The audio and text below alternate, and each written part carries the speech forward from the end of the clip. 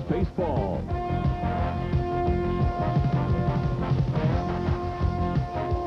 Rockies baseball is brought to you by Powerade. Try your favorite Powerade flavor in the new Power Flow bottle. By the Rocky Mountain News. If you live here, you get it. Call 1-800-892-NEWS for home delivery. By Chrysler, Dodge, and Jeep Eagle, the official vehicles of the Colorado Rockies. And by Brewery Fresh Budweiser, who reminds you, fresh beer tastes better.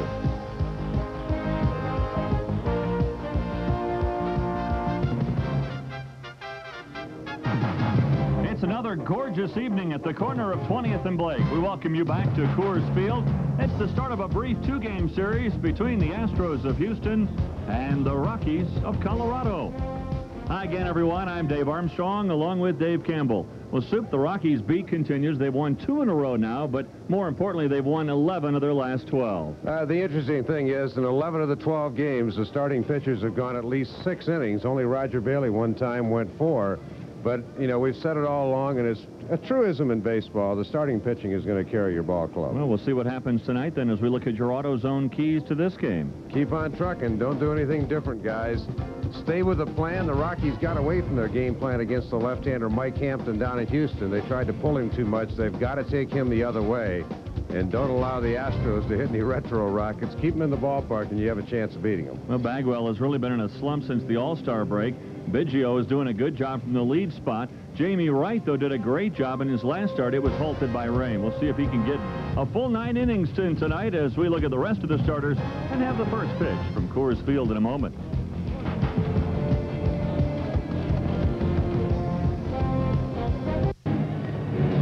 Welcome back on a beautiful night here at Coors Field. Teams going in opposite directions. You see, the Rockies actually have a better record than Houston. The Astros, though, in that Central Division, they lead the Rockies 8 back in the West. And teams, as I mentioned, going in opposite directions. The Astros 2-8 in their last 10. The Rockies have won 11 of 12. Well, the Bombers like to bomb against Houston. You can see the combined average and what they have done this year against the Astros. But one guy that solved them the last time out was Mike Hampton. Boy, Dave, he was special. Yeah, the Rockies really got away from the game plan. Every one of these pitches you're going to see is low and out of the strike zone. Don Baylor talked about making the adjustment. Make Hampton get the ball up to you, and they time and time again chase the ball down. And when they weren't striking out, they were hitting routine grounders. So Jamie Wright will get the start for the Rockies tonight. Same matchup we had down in Houston when the Astros won that game 3-1. The lineup and he'll face, brought to you by the Rocky Mountain News. Biggio leading off, followed by Carr, Bagwell, Bell, who is really in a slide right now that he's in that cleanup spot and not batting between Biggio and Bagwell. Spires, Abreu, Gutierrez, Osmus, and Hampton round out the lineup. Jamie's last start, he pitched 2 perfect innings, gave up a lead homer to Phil Plantier. Then the rains came along, but he threw the ball very well. Let's see if he comes back out with that same stuff tonight. Craig Biggio hitting .310 on the year. Biggio with a club record 125 runs scored, and he's hit by that pitch. That's not unusual for Biggio. He is amongst the leaders in the National League in being hit by a pitch. In fact, he is second to Jason Kendall of the Pittsburgh Pirates. That's number 28. You see the guard on the left elbow, and that's where he tries to take that pitch. He's got a special guard on there. I think that one hit just above. So Biggio, who can beat you so many ways, 28 hit by the pitch. Jason Kendall leads. Craig also has 38 steals, 21 homers. He's a great all-around player. Now here's Chucky Carr laying down the bunt. It's a good one. Vinny's got to hurry. The throw to first in time to get Carr on the sacrifice. Vinny looked like he hesitated just a second, but again, Vinny's got that great ability to pick the ball up with the bare hand and make the accurate throw. He looks the ball into his hand, which is so important because your first tendency is to look up and see if you got a shot at the runner, but he watches it right into that bare hand, then looks up and finds Cat and makes the perfect throw. So Vinny makes the nice play on Chucky Carr. Biggio moves down to second base, and a dangerous guy in Jeff Bagwell at the plate. Bagwell started this year on a tear, but he has tailed off. Look at his average now, his home runs, his RBIs. Not bad. I mean, there's nothing really to scoff at, but Bagwell, since the All-Star break, hitting .223 with 36 ribbies in 55 games. Just saw Wright faking Biggio back to second. Roger Bailey picked him off in the first inning down in Houston. He loves to steal third base. First pitch is a ball to Bagwell. The umpires for tonight's game, Ed Rapuano calling the balls and strikes. Jerry Davis at first, Terry Tate at second, Bill Hahn at third. A base open for Jamie Wright. Bagwell, though, just 1 for 5 lifetime off Jamie. Pops this one up. I don't know if there's room over there. I'm not sure anybody can get to it anyway. Well, it's back about 4 rows deep. Well, now that one looked to the big cat. He had eye surgery yesterday on the off day. The eye is quite bloodshot. He doesn't appear to be wearing any glasses in the field, but we've been told when he hits tonight that he'll have some special glasses on. Well, there is the eye of Galarraga. He was talking to me, Dave, about the surgery. He said it really wasn't all that painful. And he said the eye, even though it looks gruesome, it feels so much better than it did before. Before, it felt like there was a speck in the eye. And he said actually he's able to wear his contacts. So he's not having to wear glasses like he thought he was going to have to. He said, I feel pretty good. He said, in fact, I feel a lot better than I have in about a month. Amazing what they can do with the eyes anymore, isn't it?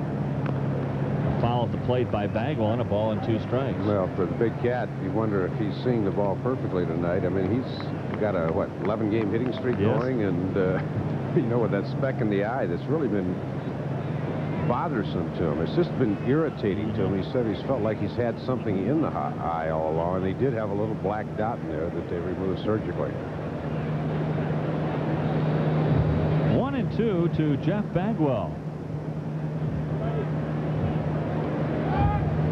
A throwback now, and they're really keeping a close eye on Biggio.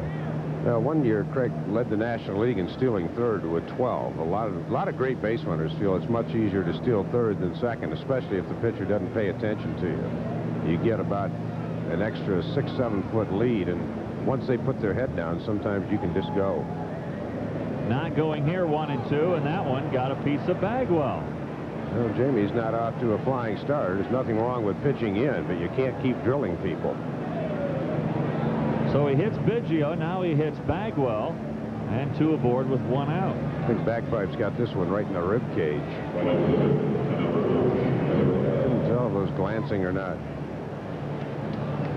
Well, let's take a look at the defense behind Jamie Wright tonight. In that outfield, it's Bichette, Burks, and Walker back in there.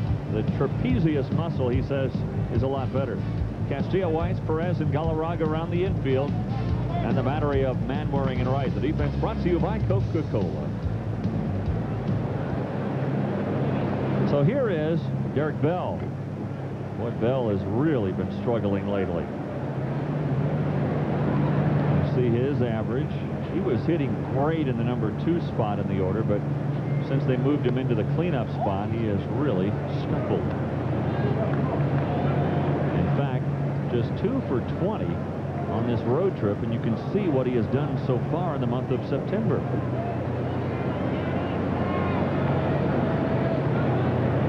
Larry Dierker feeling like he needed Bell in the cleanup spot to try to protect Bagwell somewhat with his numbers on the decline.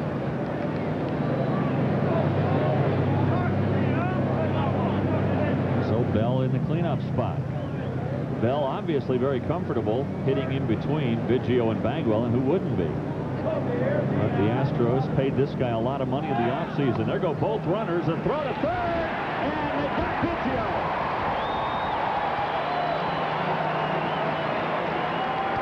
So Manwaring throws out Biggio trying to steal third base. Bagwell takes second. He will not be given credit for a stolen base since he was on the back end of a double steal. Boy, a great throw from Manwaring to get Mr. Biggio. Good throw by Kurt Manwaring, but it's 3-0 now to Bell. So Jamie hasn't really zeroed in on the strike zone yet. You see Houston amongst the leaders in being caught. Now Jamie walks Bell, so that puts runners back at first and second. 2 hit batsmen and a walk here in the first inning, and Frank Funk has seen enough. Well, Funk wants to go out and try to settle Jamie down. Jamie came out in that last start against the St. Louis Cardinals on that Thursday night and had explosive stuff. He did give up a home run in that game, but boy, in the first 3 innings, that was the only runner that reached base against him. So he was really mowing him down and was very aggressive in going after the Cardinals, including Mark McGwire. But so far here tonight, he hit Biggio with the game's first pitch, then hit Bagwell on a 1-2 pitch, and a 3-0 pitch. He walks Derek Bell. So not the kind of start Jamie was looking for. He has been bailed out so far by his defense. Vinny making a nice play, and Manwaring throwing out Biggio, trying to steal third. Well, here is Bill Spires. Let's see. Frank made his first visit, huh? Yes, he did. Okay. First visit, first inning.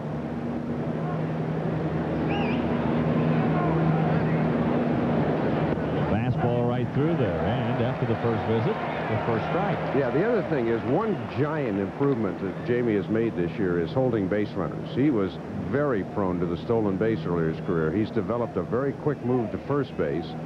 His cognizance of Biggio at second base allowed Manwaring to have a shot, but he's done a lot better job at that. 1-1 now to Spires. You can see what Spires has done, and since June 30th on fire, and all this with a right elbow strain. So Spires, one of the guys in the Astros lineup that is swinging a hot bat. And you see the base runners. Bagpipes, Bagwell at second, and on at first is Bell. A swing at the plate, and it's 1-2 now to Bill Spires. Spires was a great-looking prospect with the Milwaukee Brewers. In fact, the Brewers at one time, 1987 through 89, were voted the minor league organization of the year 3 years in a row. But Spires, along with about 15 other of those great prospects, all came up with significant injuries in their career. Most of them have moved on elsewhere. Bad Listash included. Yes, exactly. Yeah, guys with Houston. The 1-2 pitch, again fouled off. They had Molitor and Yount and a tremendous group of young players, and I think the first guy to really bite the bullet maybe was Teddy Aguirre. They signed him to a 4-year, $13 million contract, and by the end of that, his nickname was Senior Rehab. He just couldn't get the shoulder in shape. But Dale Swaim was a guy that had a great year. He broke a leg. They just really got hit hard by the injuries. You're right. 1-2 here to Spires. Jamie trying to pitch out of a self-induced jam. This one hit well to center field. Burks going back, still going back, and at the wall, he's got it!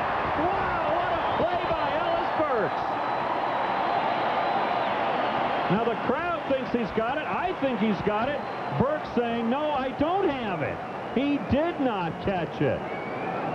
Oh, I thought he definitely had that in the glove, but it just went over the glove, and it's a 3-run homer for Spires. I think maybe what happened is when Ellis turned around and got ready to jump, his back hits the wall just before he gets to the apex, and that was close, but Jamie Wright kind of dug a hole for himself, and Ellis, whoa, everything but in the glove. Boy, he had me fooled. I thought when I saw it hit the glove, I thought it stayed in the webbing. But as you could see from that replay, just over the wall and a 3-run homer for Bill Spires. Well, Houston has been having trouble scoring runs lately, but here they get 3 in the first, and Jamie Wright really only has himself to blame. 2-0 now to Bobby Abreu. Boy, the defense helped out Jamie so much, and Burks getting back to the wall, stumbling just a little bit, and he wasn't able to get full extension on his leap to make that grab. It was certainly well within his range, but again, that little bobble on the warning track as he got his feet tangled up just a bit and just over the glove of Ellis Burks.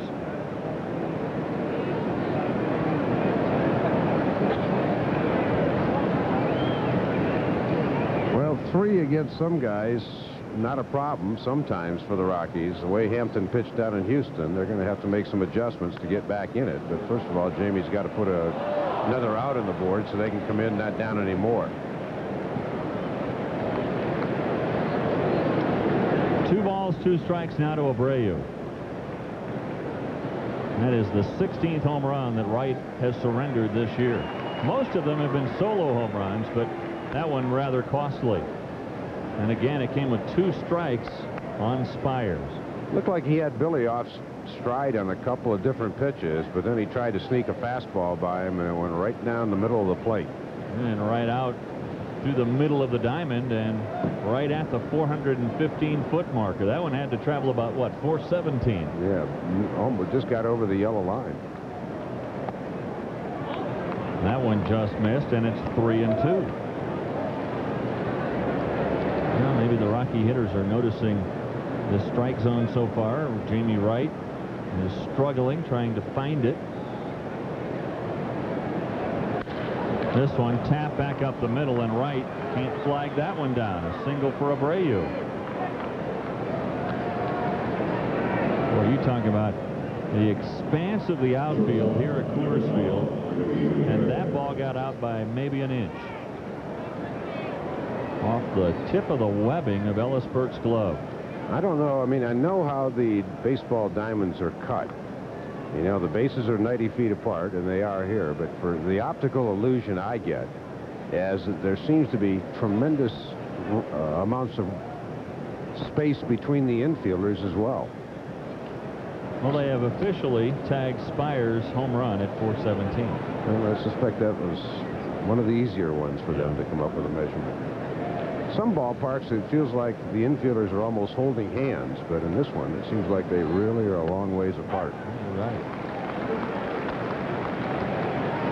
Gutierrez looks at a strike. Strike 1 to Ricky.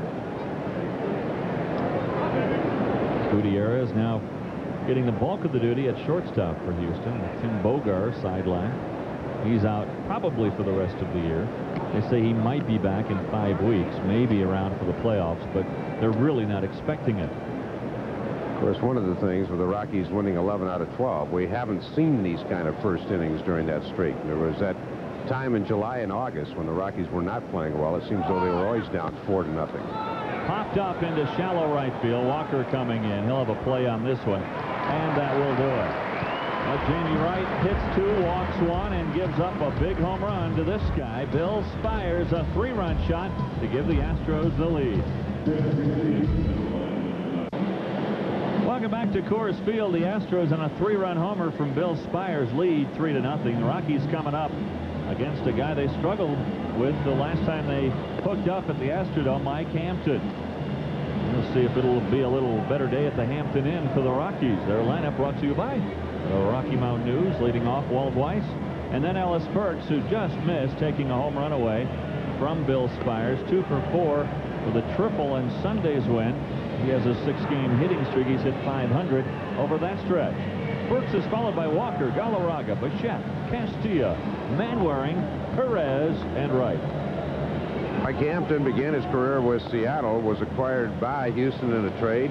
Throws a 4-seam fastball, but not as often as he used to. 2-seamer. He's got a breaking ball and a terrific changeup that he's really perfected this year, and the Rockies must make him get the ball up. We saw his numbers in his last 3 starts. One of those wins included that win over the Rockies. The defense behind Hampton brought to you by Coca-Cola. Abreu, Carr, and Bell in the outfield. Spires and Gutierrez on the left side. Biggio, one of the better second basemen in the game. He is at second base with Bagwell joining him on the right side. The battery of former Rockies catcher Brad Ausmus and Mike Hampton. Here is Walt Weiss. Weiss is doing a great job in the lead role since Eric Young was traded away to the Los Angeles Dodgers. 1 for 2 with a stolen base Sunday. A 4-hit game on Tuesday a week ago in Anaheim. So he has really done great in his last 13 games, hitting .349. Against the Astros, though, this year he has struggled somewhat. There's a strike. He was taking all the way 2-0. That's okay. Walt took the 2 low pitches that Hampton was getting the Rocky hitters to swing at the first time, and then he just took a strike there. Another pitch that misses a little bit high, 3-1. Well, Hampton lifetime at Coors Field. He hasn't pitched here all that often. But at Coors Field, his ERA almost 10. There's a ball. Weiss thought that was a strike for a second. He stood there at the plate, and then it was called ball 4. So Weiss aboard with a lead walk. Wonder where that one was. Well, let's see if it's low or not. Right across the knees. It's the front knee that counts. Rapuano said low, so it looks like a fairly small strike zone for Ed Rapuano tonight. This for Hampton, just his 3rd game at Coors Field, a 9.34 ERA to be exact. He is 1-0. He has not lost to the Rockies in his last 5 starts. And there's a changeup that misses way high to Ellis Burks.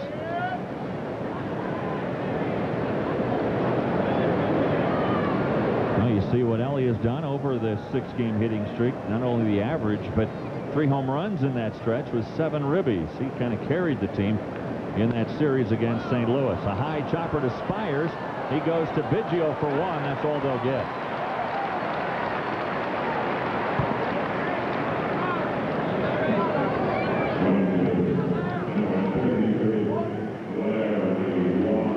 Spires got to know his chances of getting 2 are pretty remote. A little bit of a high throw to Craig Biggio, and good slide by Weiss. I don't think Craig really had a shot anyway, but Weiss made sure. By the way, in the continuing saga of Biggio's last name, we are now told it is Biggio, not Biggio. There for a while he wanted to go back to Biggio. Now he says no, it's Biggio.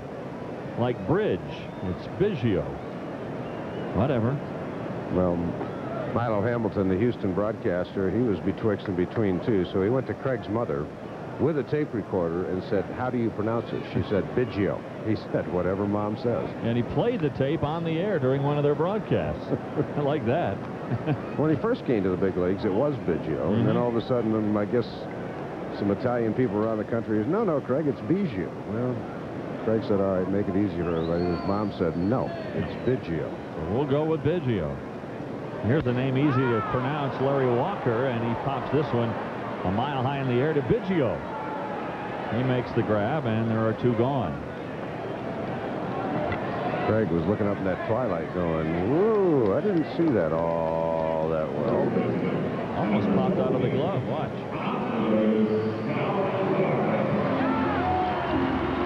Oh, that's a high sky. Yeah, it's a mile high. So that'll bring up Galarraga with the redone right eye. See his numbers on the year. As Dave mentioned, an 11-game hitting streak. And during that stretch, he's hit .409. Hampton had Burks going back to the bag at first as he comes to the plate. Strike 1 to the Cat. Made a good pitch right there, and with no strikes, Cat was probably smart to lay off it. That's a ground ball pitch. Galarraga pokes it through the left side. Base hit for the Cat. So that puts 2 aboard for Dante Bichette. Dante has a very interesting history with Mike Hampton, isn't he? He is 4 for 19 lifetime, which is not that great. But 3 of the 4 hits have been home runs. Yeah, the last start, Hampton tied him up a couple of times inside, and then Dante, I think, was looking in and hit a home run off Mike. That was the Rockies' only run in that game down to the Astrodome. There are the numbers. Bichette versus Hampton. And Dante, with the home run here, would tie the game. Down 2 low, ball 1. Did Dante hit a golf ball for you yesterday in the Rockies charity tournament? No, but I understand he did win the long drive contest on 1 hole. Yeah, that was the hole that he hit one for us using my driver. I tried to tell Dante today that the driver was broken, but just trying to get a new one. But he didn't buy it. How far did he hit it? About 370. That wasn't feet either, was it? No, yards. Boy, he crushed it. I said, how come that thing doesn't do that for me? I don't have his guns. 1-1 to Bichette. Foul at the plate. 1-2. You know, according to a couple of foursomes that were playing in front of you, they didn't say your distance was any too short either. Yeah. You know, courtesy usually says let the people in front of you get out of the way before you hit that 320-yard drive. I did hit one on that hole about 320, and I said, go ahead, beat that, Dante, and he did. He airmailed me. Oh, boy, he really caught it.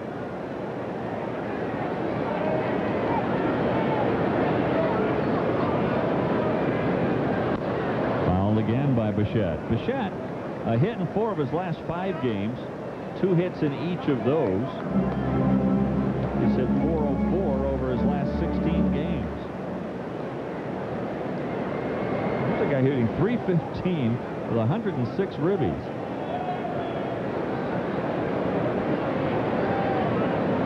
And 1-2. Spanks that one, but foul wide of third. Well, you got a control pitcher against a savvy hitter. And right now, Dante's been able to spoil about 3 or 4 tough pitches, kind of coming down and in. Those are pitchers' pitches. But if a pitcher could throw every pitch exactly where he wanted to, whoever won the National League batting title would hit about 210. So they don't throw them always where they want to, and that's what we call mistakes. Outside, 2-2. I saw Dante yesterday, Dave, at that golf tournament, visiting with George Brett. Boy, I'd love to have eavesdropped on that conversation. And Goose Gossage was there, Steve Carlton. Yes, old lefty.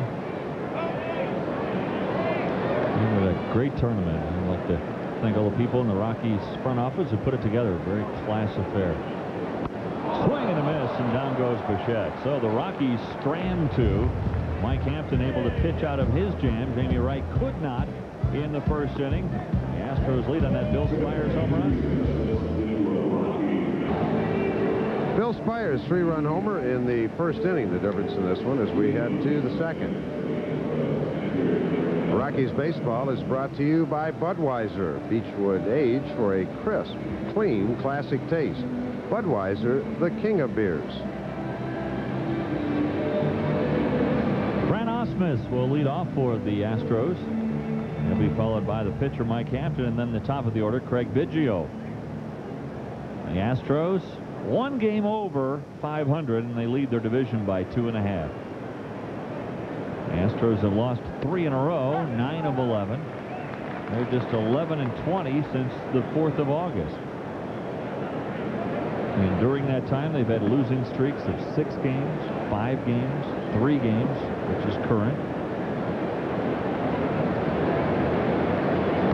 This after a month of July, they were 19-7, scoring almost 6 runs per game. They came out of the All-Star break like they were just going to run away with everything. Then all of a sudden, they've lost 16 of 21. They led the Pirates by as many as 6.5 not too long ago. But now the lead trimmed to 2.5. The 0-2 pitch. 1-2. Tiny zone tonight on both sides. Yep.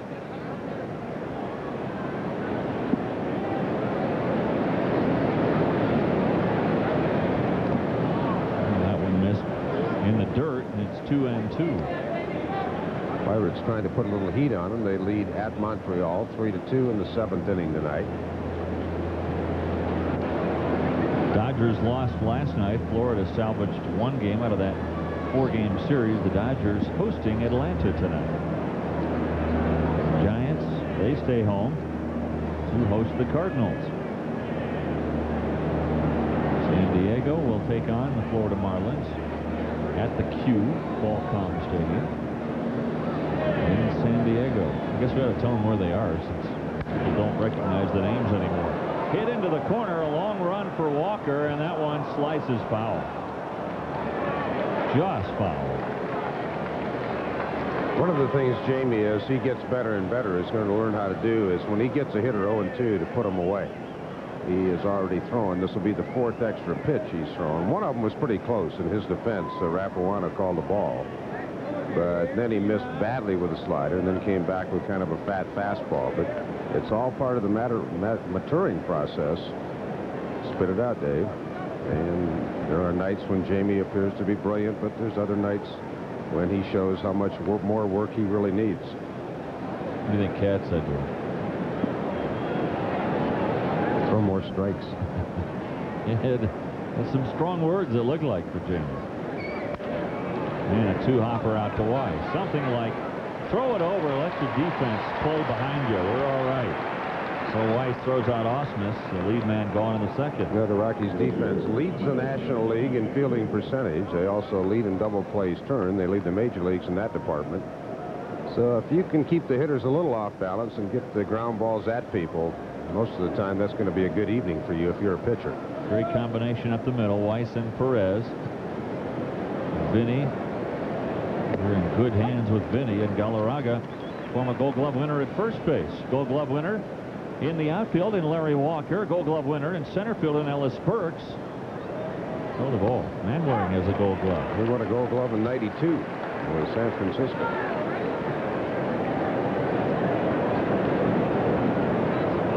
2 strikes on Hampton. Got him looking. 3 pitches. That's the way to do it. Whatever Cat says, Jamie listens. Well, Raptor Cam for Rapuano, the home plate umpire, and he rings up Mike Hampton. So there are 2 outs and Biggio the batter. Biggio's next hit will be a new career high for him. Nice helmet, Craig. Really. Ozzie Guillen and he ought to exchange helmets. You wouldn't know which team they were at. Big pin. The uniform is already filthy, and we're already in the second inning.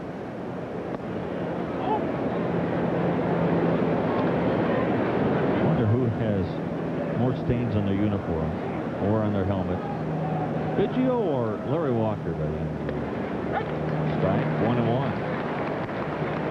Well, Larry can get a little bit dirty too, but Biggio has the advantage of being on base once tonight. Poked into left field. Dante moving over. Sliding, he makes the grab. Dante Bichette has improved dramatically, folks, with his defense in left field now that the knee is getting better. Astros go in order. This day in baseball history brought to you by McDonald's. On this date in 1965, 32 years ago, Sandy Koufax pitched a perfect game, beat the Cubs 1-0. Talk about a pitcher's duel. Bob Hendley threw a one-hitter for Chicago, but it wasn't good enough as Sandy Koufax had the perfect game. By the way, Scott Sanders of the Tigers threw a one-hit shutout, and Detroit beat Texas tonight 4-0. Astros leading here 3-0 as we go to the bottom of the second inning. Vinny Castillo will be leading off, followed by Manwaring and Perez. Vinny 1 for 3 with a sacrifice fly in Sunday's victory over the Cardinals. Vinny kind of highs and lows in that series against St. Louis. Had a stretch where he went 0 for 9, and then followed that with quite a tear. He had a home run to tie the game in the 8th inning, and then a run-scoring single in the 9th to win it. Off the end of the bat, 2 strikes on Vinny Castilla. I wonder if Billy Wagner is watching the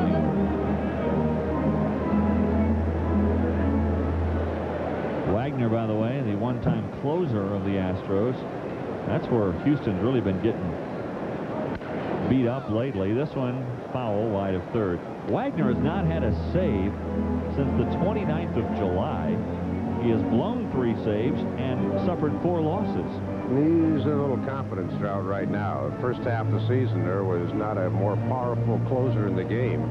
He was averaging nearly 17 strikeouts per 9 innings, 2 an inning. 1-2 now to Vinny. All of a sudden, he lost his curveball. His fastball started getting hammered a few times, and he started nitpicking, and that's not a good thing for him to do. Hampton again trying to get Vinny to chase that outside pitch. He doesn't. It's 2-2. It's a long season. Yes, it is. Some guys that look good in April and May are afterthoughts by the time you get to September.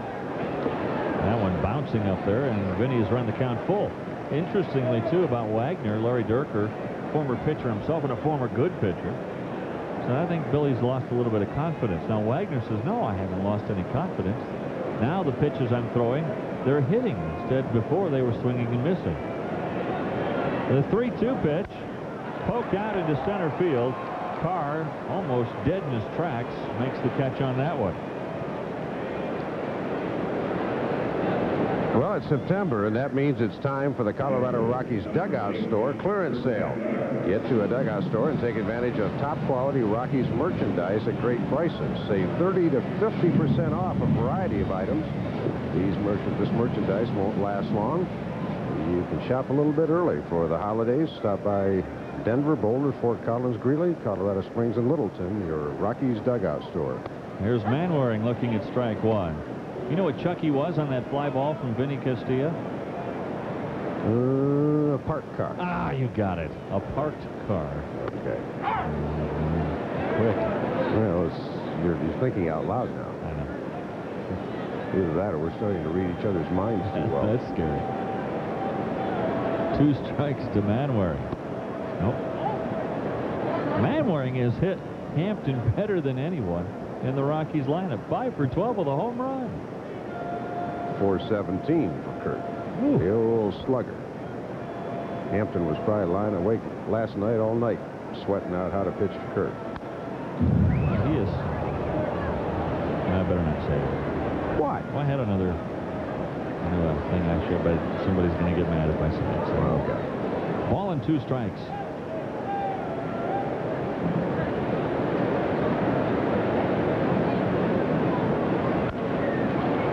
Tapped out to Spires.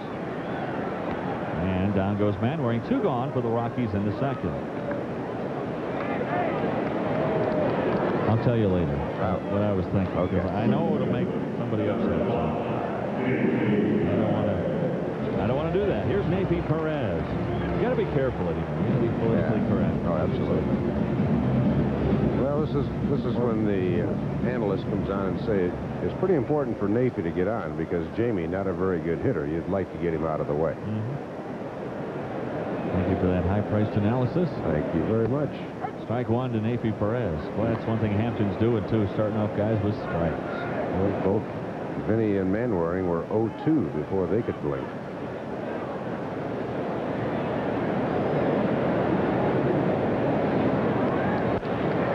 In the hole, hey, he did it. A base hit for Napi Perez to get the pitcher up. Don't take too wide a turn there at first base, though, Napi. Good job, though, by Napi in that 8-hole. That's one of those little things that sometimes goes unappreciated, but certainly not by the manager. Jamie Wright probably thanking his lucky stars. There are 2 outs here, and he's not in a bunt situation. Well, if he has the kind of pride I think he does, by the end of next season, he's going to be a good bunter. I agree. I think by the end of spring training. Poke foul and out of play. Well, it won't be for lack of practice time next spring. Rockies in spring training, especially pitchers only go once every 5 days, and when the Rockies go on the road, that doesn't mean certain pitchers who aren't going to pitch don't have to make the bus trip. They go to some of the other fields and work on certain drills. And I think Jimmy's going to get a lot of practice time with bunting, and one of the things you're going to have to do is get some live pitching to him. It doesn't do much good to bunt off those pitching machines.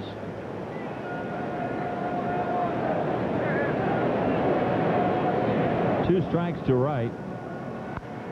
And he hits a high tapper to Gutierrez. He'll throw to first and get Jamie Wright, and that'll do it. But Napi does the job to get Jamie Wright up and out of the way. The Rockies will lead off with Weiss in the third. Mike Hampton, though, sailing through 2, leading by 3. Jamie Wright out to pitch the third. He has allowed 2 hits. One of them, the big blast, a 3-run homer by Bill Spires back in the first inning. Rockies baseball is brought to you by voice messaging by U.S. West. With voice messaging, people can leave you messages even when you're on the phone. Life's better here, U.S. West. See, they signed a big deal with the U.S. Olympic Committee and going to be sponsoring the Olympics. Congratulations goes out to U.S. West as they continue to expand. Well, here is Chucky Carr. As he leads off the third inning for the Astros, he'll be followed by Bagwell and Bell. Carr looks at a strike. So Jamie settling down after that first inning, an inning in which he hit 2 batters, walked 1, gave up a 3-run homer and a single. since the visit from Frank Funk and maybe a side visit from Galarraga, Jamie has been pitching much better. He's retired 4 straight. Tapper right through the hole. Vinny couldn't catch up to it. So a lead single for Carr. Well, you saw Chucky bunt the first time up down the third base line. That gets that third baseman pulled in. And then once in a while, you get to slap one past them before they can hardly even accelerate after the ball. Well, Jeff Bagwell hit by a pitch and aboard for the 3-run homer his first time up. Bagwell, we talked about how he started off hot.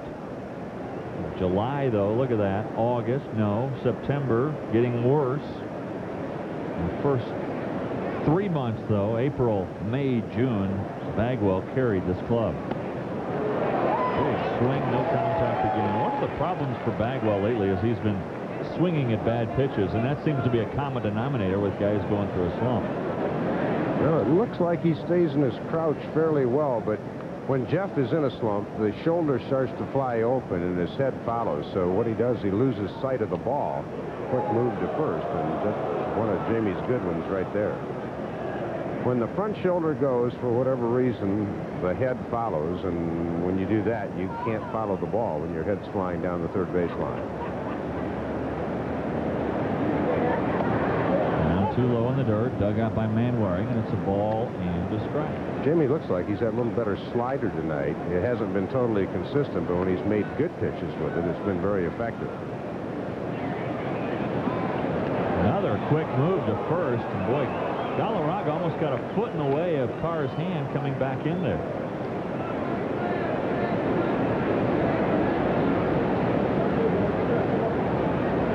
Again, watch the quickness on Jamie's move.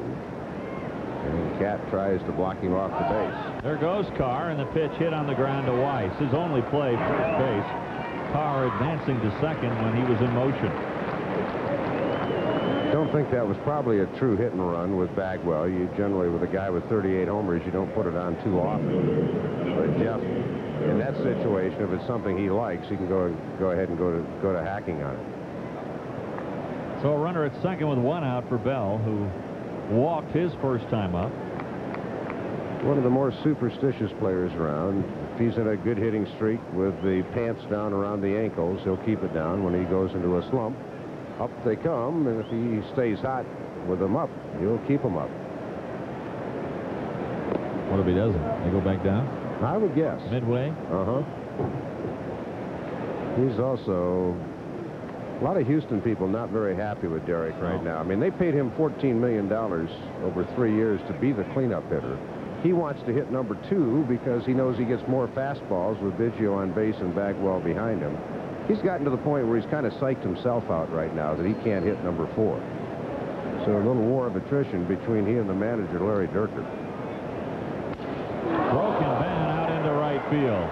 Here comes Carr around third. He'll score. Jamie just sawed the bat off in Bell's hand, but he got it through the hole. And the Astros have upped their lead to 4. Well, whatever's been going wrong for the Astros recently, everything's going right for them tonight. Ellis Burks normally on that ball that Spires hit would make the catch, but he kind of slipped out on the warning track, and then this one right in the hole where Nafee was playing up the middle. Common denominator in both innings, though. The leadoff man got on. You're right.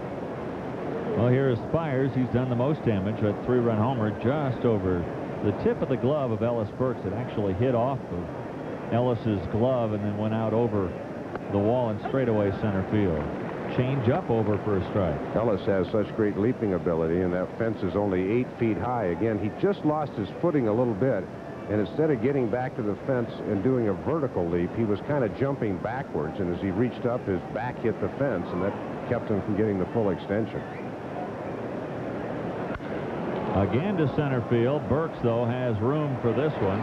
It's in the glove, and there are 2 gone as Bell retreats to first base. I mean, we've seen so many times here over the last couple of years those brilliant catches by Ellis as he gets back to the wall and then has the good vertical leap. But this time he lost his footing and couldn't go straight up, and it cost him. Here's Abreu playing left field. Gonzalez has really been struggling. In fact, he's just 1 for his last 9, so Abreu is getting a little bit more playing time. Yep. Abreu singled his first time up. Well, the Astros doing some scoreboard watching. Montreal has tied it up with Pittsburgh 3-3 in the 8th inning. 4-0 here. The Astros lead. A 3-run homer and a run-scoring single by this guy, Eric Bell.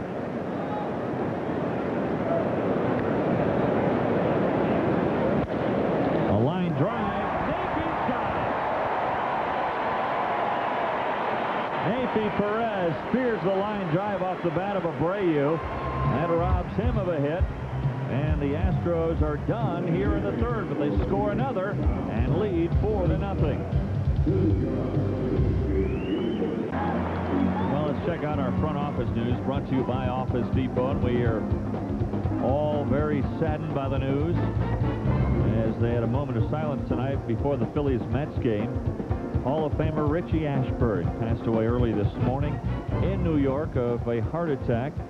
Richie, a great baseball player for the Phillies, had more hits in the decade of the 50s than any other player, and one of baseball's good guys. We will all miss Richie Ashburn. Hadn't been a good day in the last couple of days in the announcing fraternity. Mark Holtz, Texas Rangers, a couple of days ago. Ties to Denver, broadcaster of Colorado Buffaloes football and basketball, and also Denver Bears baseball. He passed away a few days ago. And now Richie Ashburn. Well, here's Walt Weiss. He walked his first time up and is ahead in the count here, 2-1.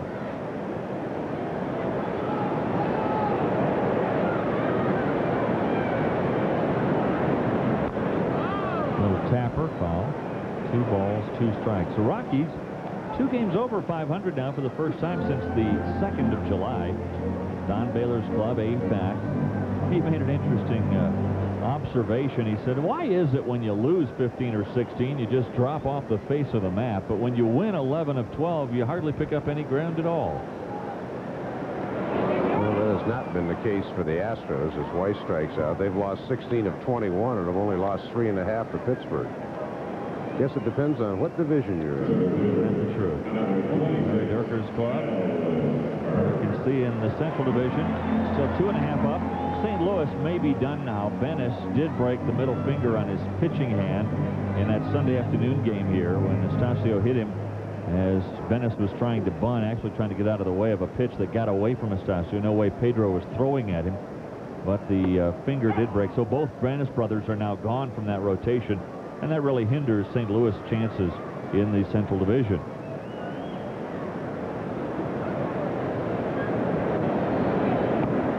Well, you bring up a good point, too. We were talking about Jamie Wright and the need to really work on bunting. That's the side effect. Some people say, well, why don't you have some guy go out there throwing 90 miles an hour so you can practice bunting? That's what happens a lot of times. You end up breaking a finger like Bennis did if you're not a real good bunter. So hopefully Jamie can learn the technique and then carry it to home plate. It's not the world's easiest thing. A lot of people think, oh, bunting is easy. It's not an easy science. No, it's not. A lot of times the pitcher knows you're bunting too, Dave, in a bunt situation. This one's tapped back from Burks. And an easy out for Hampton. 2 quickly gone in the 3rd. And when they know you're bunting, they tend to try to throw one high and tight to you. To know what's going on in Denver's high school sports, read the paper that does. Rocky Preps. Every Thursday in the Rocky Mountain News. If you live here, you get it. Call 1-800-892-NEWS. I would have to say, though, and I generally admire what Tony La Russa has accomplished in his managerial career, but I would have to disagree with him when he kind of alluded to the fact that Estacio may have been throwing at Bennis. No reason for Pedro to throw at a guy with 2 on, nobody out in a 2-2 ball game. This one tapped out to Gutierrez. He throws out Walker, and the Rockies go meekly in the 3rd. 1, 2, 3. Mike Hampton sailing along through 3, leading 4-0.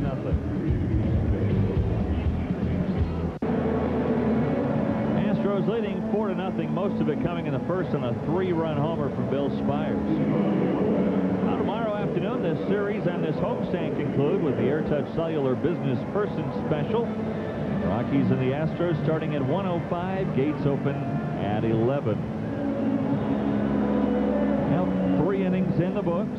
Bottom third of the order due up for the Astros, who lead 4-0. And with the play-by-play for the next 3 innings, here's Dave Campbell.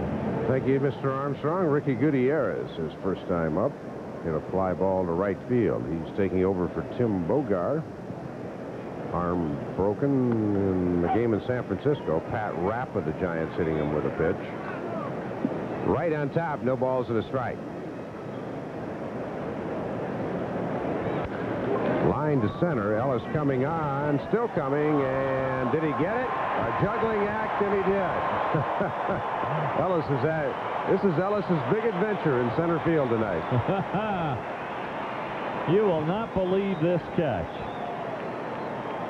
Ellis Burks, watch this one, off the glove, and then he bobbles it around, off the heel of the glove, off the tip of the cap, off the body.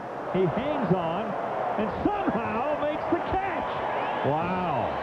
Fans getting to see it in slow motion on the board. Almost like that play Jose Guillen made earlier this year of the Pittsburgh Pirates. He had about 7 ricochets before he could secure it.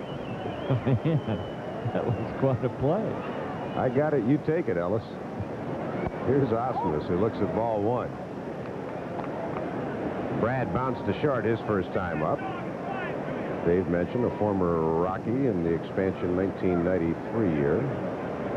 Went on to San Diego. Ripped left center field, a base hit. Ellis over to grab this one, and Brad Osmus with a 1-out single will set up a sacrifice situation for Mike Hampton. I think we've told the story before, but when Randy Smith was the assistant general manager of the Rockies, of course, drafted Osmus. And then when Smith went on as the general manager of San Diego, he engineered a trade to get Osmus. Randy became the general manager of the Tigers, made a trade to get Osmus. And then the Houston Astros, whose president is Randy's father, Tal Smith, now have Osmus. We often think maybe he's secretly a Smith instead of an Osmus. Yeah. It's all disguised. Well, Mike Hampton celebrating number 25 today, doing it in fine fashion, leading by the score of 4-0. Zeal 32. Interesting story on Zeal. I think we'll get to that later in the telecast. No balls and a strike. Right, snaps a throw back over, and Osmus just back in. Another guy that Randy Smith made a trade for this year is Scott Sanders, who he used to have in San Diego, who went on to Seattle. He ended up in Detroit this year. Has had a struggling year, but threw a 1-hit shutout against Texas today. Beat them 4-0. He's been a mystery this year. I think Scott Sanders has got a chance to be a good pitcher, but boy, was he awful most of this year. Junior, Seattle's got 2. Kansas City 3 in the 7th. Kerry Canaster, who keeps an eye on the ticker for us, hasn't come sprinting down with any news about number 51, so I'd have to believe that Junior has kept it in the ballpark tonight. Bouncer, Jamie will come up, throw to Nafee, and a good sacrifice bunt for Mike Hampton. That one scored 3-4. Scoring position goes Brad Osmus.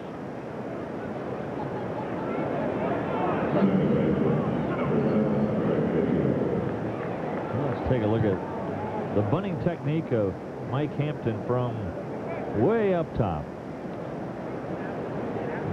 Gets his bat squared, lays it down.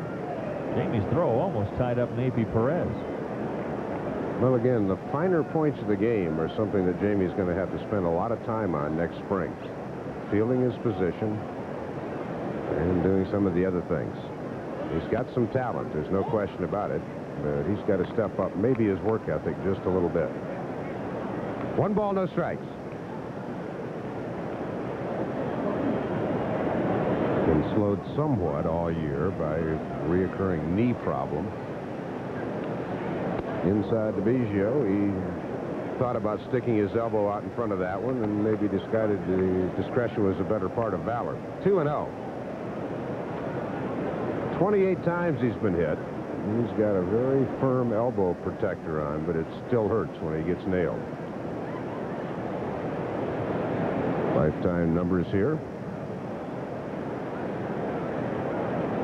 Craig out of New Jersey, went to Seton Hall University. That's a strike, 2-1. All-American catcher, #1 draft choice of the Astros, and now a Gold Glove second baseman. Toronto beating Anaheim 2-0 in the 9th inning. Fly ball right center. Long run for Ellis, but he's going to get there. So Jamie's able to save this run. Ellis with a kind of an adventurous catch to start the inning. Much more routine to end it. We go to the bottom of the 4th. 4-0 Houston. Mike Hampton sailing along, throwing a 2-hitter so far. Bill Spires with a 3-run homer in the 1st, and the Astros lead by 4. Rockies baseball brought to you by Domino's Pizza. Hot and wow, called Domino's Now.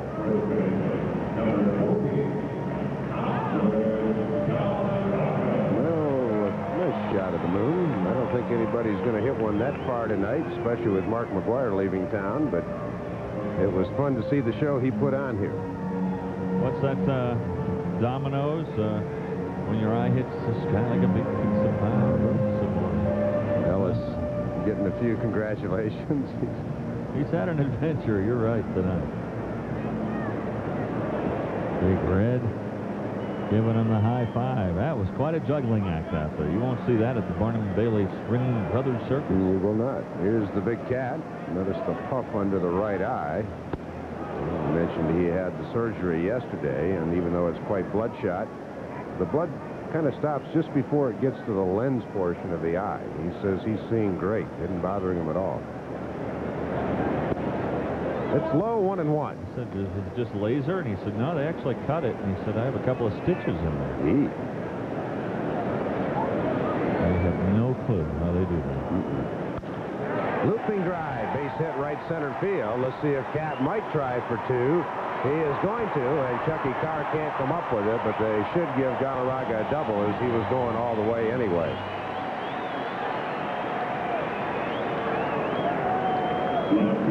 Well, let's watch Cat. Just as soon as he hits this out into right center, look at him go. He sees that one well and says, hey, chance for 2 here. Running hard all the way, and then when Carr bobbles, he can go in easily. They do roll that a double all the way. The big cat. That's kind of leadership by just example. He has seen Larry Walker do that so many times, and he goes, hey, I can do that too. Here's Dante. He struck out with 2 aboard in the 1st. Rockies need to start coming back at Hampton. Bouncing ball right side, Biggio over, and throws Dante out. Not necessarily a situation there where Dante wants to advance a runner when you're down 4, but it did get the job done.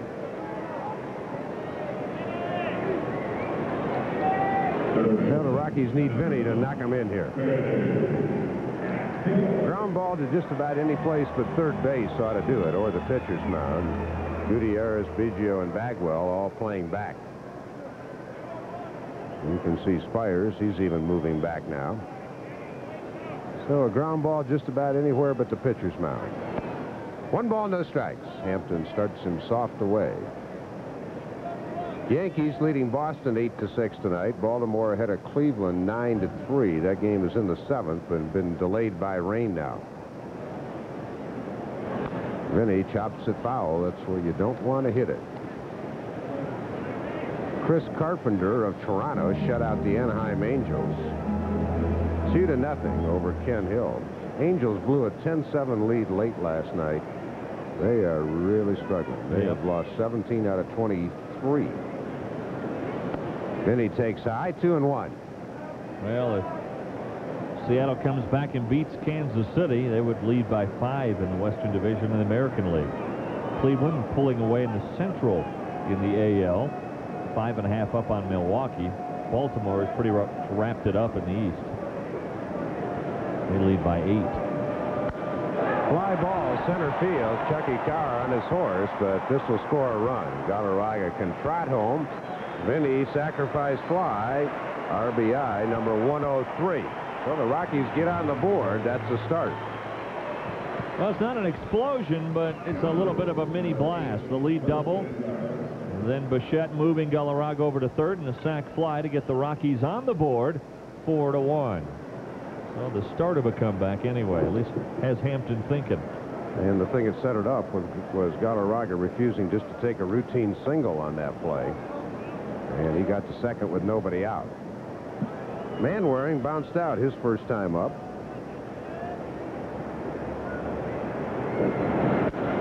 Shatters his bat to Biggio, and that'll do it. Rockies get one on one base hit. We're through 4. It's 4-1 Houston.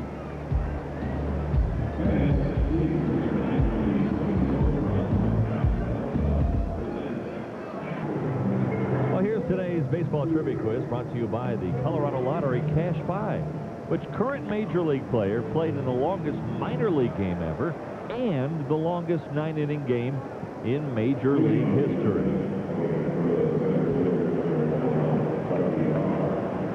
Chucky Carr starts it off again. He's been a little bit of a thorn. Good sacrifice bunt, and then a lead single in the third.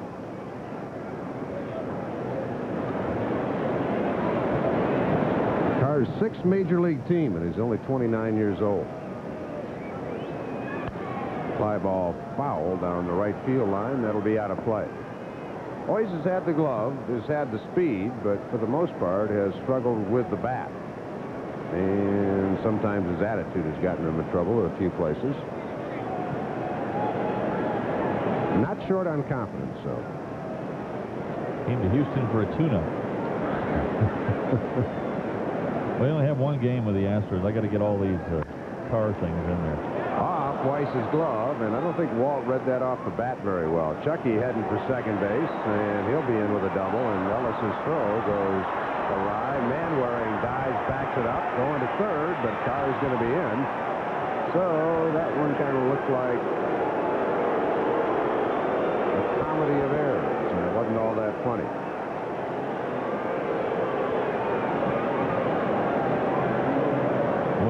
One-hopper tips the glove of Weiss and just dies in left center.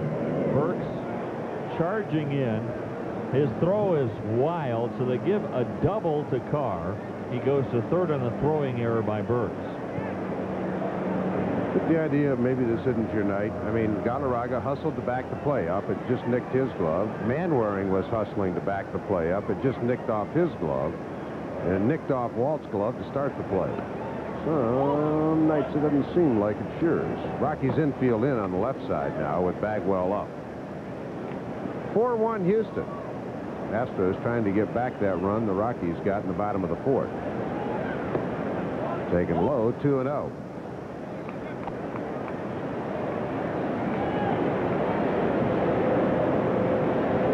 .59% of the time Bagwell's produced in this situation. Bouncing ball foul. Mike Cubbage, the third base coach, looks it over and lobs it out to the fan. A little short, Mike. Underway on the coast. No score in any of the 3 games. Atlanta at L.A., Florida, San Diego, and St. Louis, San Francisco. They're all in the first inning. 2-1 pitch to Bagwell. Liner. Nafe's got it. Well, the Rockies had it red right that time. They played the left side of their infield in. They played Nafee back. Don Baylor must have been looking into the crystal ball on that one. Well, a strange-looking defense with that infield back on the right side, in on the left. And Bagwell hits it on the line, and Nafee able to spear it. If he's in, that's over his head for a hit. Everybody in now with Derek Bell coming up. Well, this is one of those innings that if Jamie Wright could find a way to wiggle off the hook, it might give his team a big lift. 1 ball, no strikes to Derek Bell. Good time for a strikeout. I mean, when you got lead runner at third base, nobody out, and your 3, 4, and 5 hitters coming up, and if you find a way to get out of it, then all of a sudden you think maybe it's your night. Bell swings and misses. 1-1. Looks like Chucky Carr is definitely coming on contact. He was taking a very aggressive lead at third. Manwaring trying to chase him back. I wonder if he'll stay aggressive.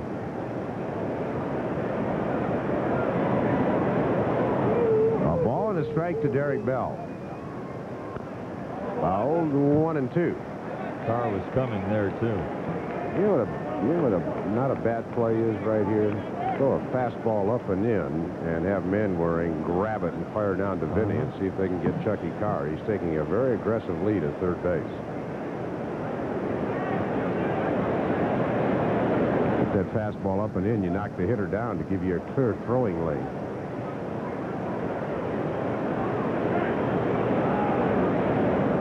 One ball and 2 strikes.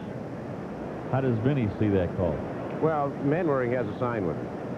You know, sometimes just an open glove, sometimes it's just eye contact. He struck him out. So Jamie Wright is 2/3 of the way through trying to get out of this mess. Oh, this is great pitching by Jamie here. He needed a strikeout. He got the strikeout. Oh, a terrific pitch. A sinking fastball down and in to Bell. He's not able to catch up. So now the infield can go all the way back with 2 outs. And Chucky Carr is still stuck at third. 2/3 of the way out. But Bill Spires, who has a 3-run homer and a fly ball to center to show for his night's work. See that elbow pad on Spires, and Chucky Carr was bluffing. Jamie stepped back off the mound and drove him back. Jamie working from the full windup with the runner at third.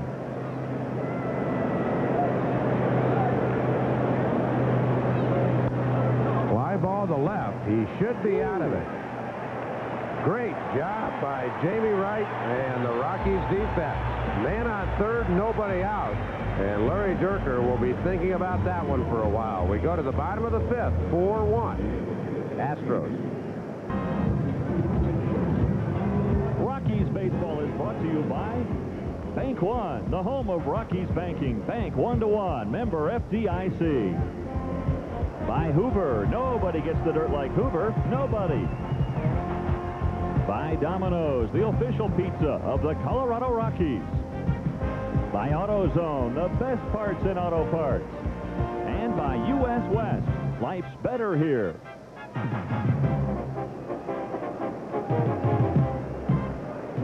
Bottom of the 5th inning, Nathan Perez to lead off, and first pitch swinging lifts a soft fly to left field. Bob Abreu under it, and 1 pitch, 1 out here in the 5th. Boy, what a job by Jamie Wright in the defense. You're right, Dave. Those are the kind of innings where, you know, all of a sudden you go from down 4-0, then you score a run, and instead of giving it right back, you're able to stop it with a runner at third, nobody out. That can be the kind of play or kind of inning that can really turn the momentum. Tough to tell with Perez, Wright, Weiss due up here.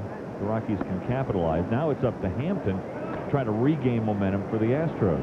Yeah, Mike's in a groove right now where he doesn't look like he's going to give up a whole bunch at one time. So you're going to have to nitpick at him. 1 ball, 1 strike. The Yankees beat Boston by a score of 8-6.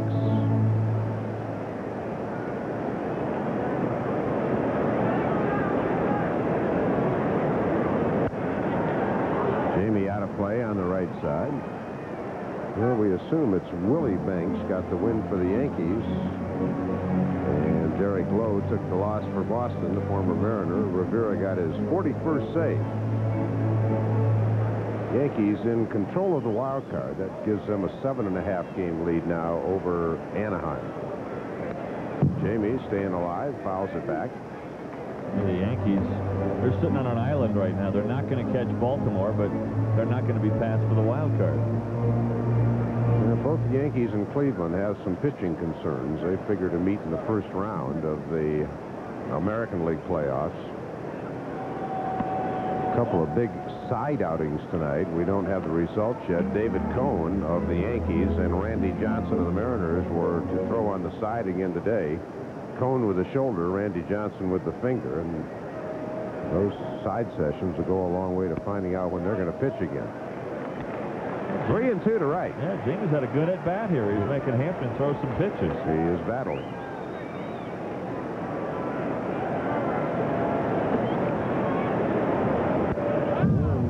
Made him throw another one.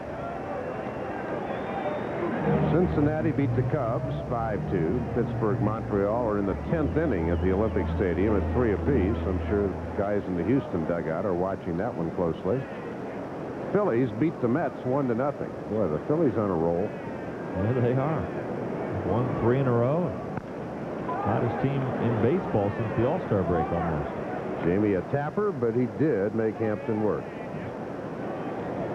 Well, here's the answer to our trivia question. He played the longest game in minor league history and the longest 9-inning game in major league history. The Iron Man, Cal Ripken Jr., played a 33-inning game for Rochester in the minors, and last Friday the Orioles played the Yankees in a game, a 9-inning game that lasted 4 hours and 22 minutes. Colorado Lottery's Cash Buy brings you the lottery and brings you our trivia question. $20,000 in a heartbeat. Weiss to third. And that's a very quick inning for Mike Hampton. You know, Wade Boggs played in that 33-inning game, and he was with the Yankees last week, but he must not have played in that game. We go to the 6th, 4-1 Astros.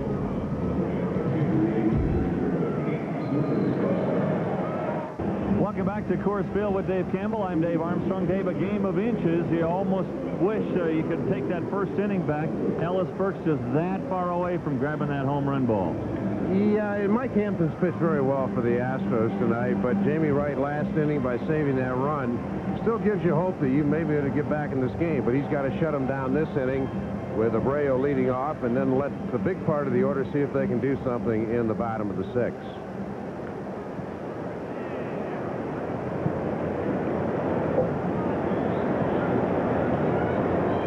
Abreu is singled and then lined out to Nafi Perez. Nafi's grabbed 2 liners today.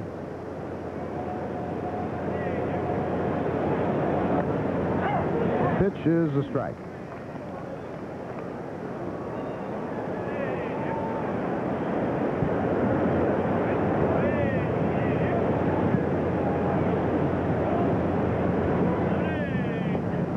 Swung on and missed.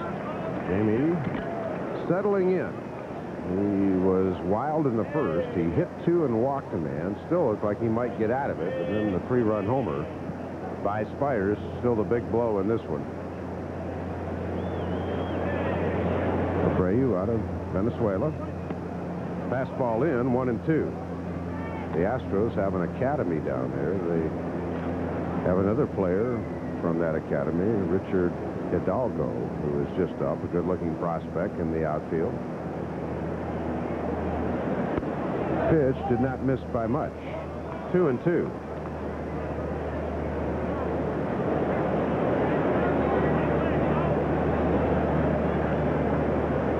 Gary Gaetti, a 2-run homer in San Francisco as the Cardinals have taken a 2-0 lead over the Giants. Bouncing ball towards Galarraga. He has it and will step on the bag for the out. Well, we mentioned Mark Holtz, former University of Colorado CU broadcasters, broadcast DU and the Denver Bears. He passed away yesterday. The family has requested, in lieu of flowers, that you perhaps give a donation to the Texas Rangers Charities, care of the Mark Holtz Fund, 1000 Ballpark Way, Arlington, Texas, 76011.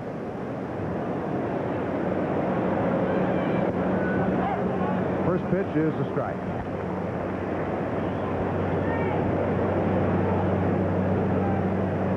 Our 2 broadcast colleagues in the last 3 days, Richie Ashburn, the Phillies announcer and Hall of Fame player, passed away in New York of a heart attack early this morning. Ricky Gutierrez flied to right and lined to center. You knew Richie a lot better than I did, Dave, but just a few times I got the chance to talk with him. What a class guy. One of the nice guys in broadcasting, a Hall of Fame baseball player himself. Always a pleasure to have around. see him at the ballpark. Yeah, it was a lot of fun. He was irreverent at times, but he was humorous. This ball is hit into the corner, and it's off the wall and takes a funny bounce. And Gutierrez is going to get at least 3 out of this one. Ball comes back in. That one hit in a strange spot, and Larry Walker, who usually plays that wall as well as anybody, was fooled by the carom.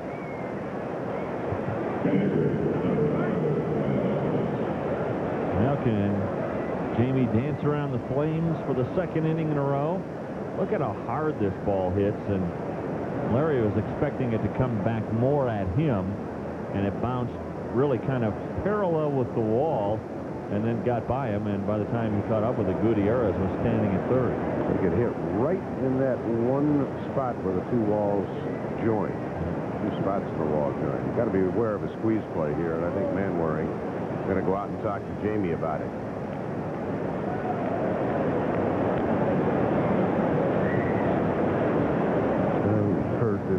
Remember, we got a pitch out, and most teams have a pitch in as well, where if you expect squeeze, you're supposed to throw kind of at the hitter. It's just the way the game is played.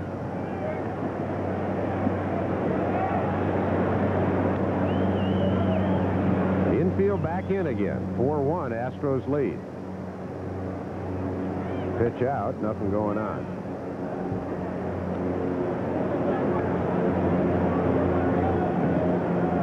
Green out of Denver pitched the combined shutout with Ricky Botalico tonight as the Phillies beat the Mets 1-0. Stay hot. No guessing game here. 1 ball, no strikes. Ball is just inside, and again that strike zone not very wide tonight on either side. 2-0. And again, Osmus checks with Mike Cubbage, the third base coach.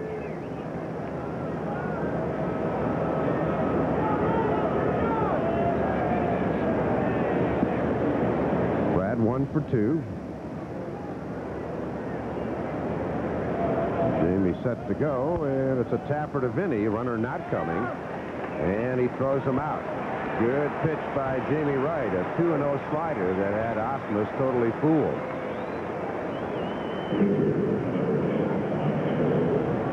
Well, he's 1 out away now of doing it again. Good pitch, 2-0. It started off well up in the strike zone, and Osmus thought, oh, this is a juicy pitch, and then it took a dive, and Osmus, swinging over the top of it, bounces it out to Vinny. He's not happy about it. Well, here's Hampton. Can't afford to let the pitcher get a hit against you, though, and it doesn't look like he will. Nafee dancing. Look out. Nafee gets there, and he had the angle. So Jamie Wright skates the tightrope again. A souvenir in the third row from Nafee Perez. The Rockies go to the bottom of the 6th, trailing 4-1. Well, let's get you caught up on what's happened so far with our Bank One game summary. Mike Hampton. Boy, look at that. 13 of the 19 batters that he has faced, he has gotten ahead 0-1. Spires with that home run in the first inning. That's held up so far. Just off the tip of Ellisberg's glove to straightaway center field, and the Astros lead 4-1. Now let's watch it again as he goes up. Stumbles just a little bit as he gets his feet tangled. And then this catch off everything. Man, that is a terrific play by Burke. Pinball wizard. Ellis will lead it off. He'll be followed by Larry Walker and then Andres Galarraga. This thing was dancing around like a hamster trying to get away from him. Rockies need a start. They've dodged 2 bullets. They have had guys at third base in the 4th inning or in the 5th inning with nobody out, in the 6th inning with 1 out, and they have not been able to cashier that 5th run.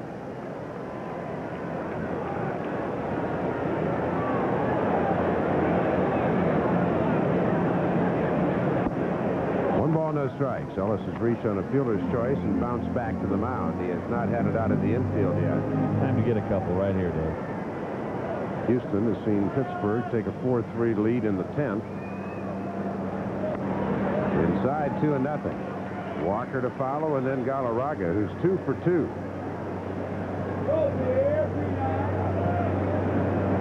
that be something? Pittsburgh won that division. Set baseball thinking back a few years, wouldn't they? Oh, sure. 2-1. Ellis taking all the way as Hampton just threw a fastball through the heart. Payroll of under $10 million. A chance for the Pirates to reach postseason. Well, what Pittsburgh did, too, I liked what they did when they went out and got Sean Dunston. And said, all right, you guys have battled this hard, this long, and you've stayed in the race. Let's reward you. Let's go out and try to get a veteran that can maybe pick you up over the last couple of months. Well, there has been some criticism. I heard Peter Gammons last night on ESPN criticizing the Astros for not doing anything to help their team. Ellis, hot shot to Biggio. Went the right way with it, but couldn't get it over or past Biggio, and that's 1 out here in the 6th inning.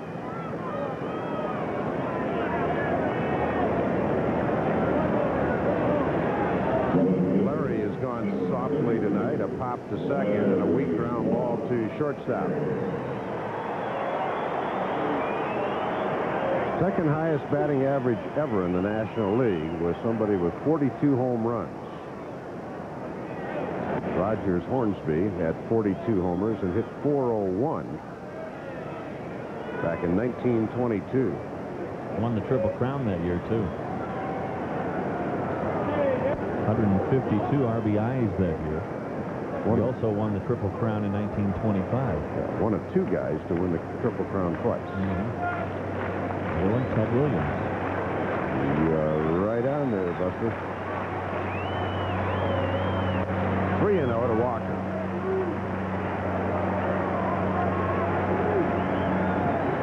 Big Cat on deck. He has a single and a double tonight. And Larry takes a walk. Think he was taking that one? Well, we haven't seen him swing all year on 3-0, so if he's not going to do it when he can win a game, he's certainly not going to do it when the Rockies need base runners. Would he steal here, Dave, Walker? I don't know. You know, Hampton's got a fairly good move, so it's one of those things where Larry, when you're down 3, you can't afford to get picked off with Galarraga and Bichette coming up. So unless Larry's got a little secret on Hampton that we're not aware of, probably will stay put.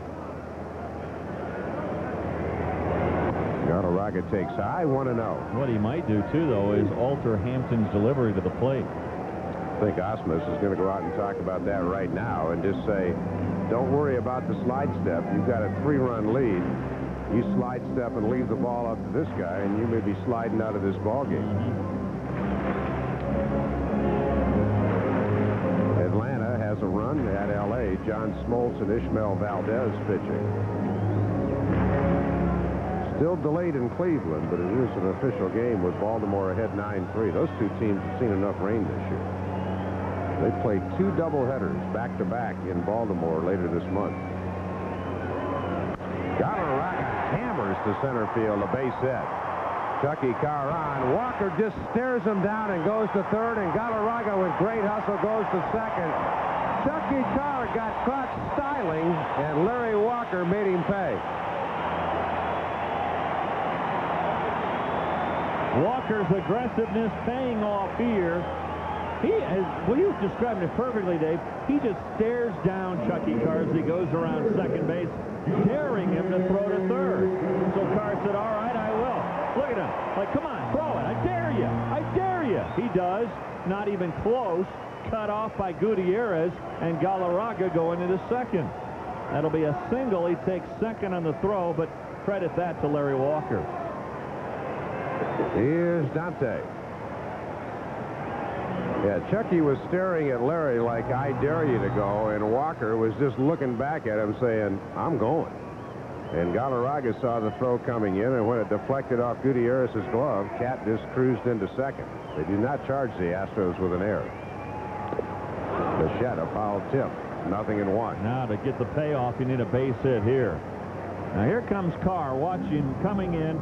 Like, go ahead, Larry. You want to go? All right. Watch this gun. Larry just kind of almost laughing as he goes into third easily. Chucky may not realize how far he's playing out there. Is he in Jefferson County? No balls and a strike to Dante.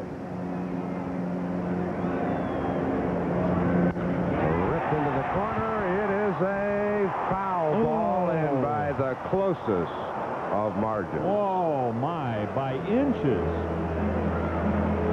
Don Baylor up on the top step. We will get a great angle on this one as you watch. This one hooking, and foul by what, 6 inches, maybe. Oh, boy. They're getting to Hampton, though. They're starting to hit the ball hard. Burks hit it hard. Biggio. Walker walked on 4 pitches. Galarraga ripped it to left center, and you just saw what Dante did. 0-2 to Bichette.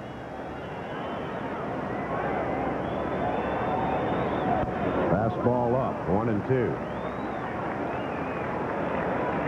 Dante, a strikeout and a ground out. His ground out advanced Galarraga to third, where he scored on Castilla's sacrifice fly. Well, Dante's got to get into his office right here and go to work. He's down 1-2 in the count. And he fouls off a tough pitch in on his hands. 1-2, the count stays.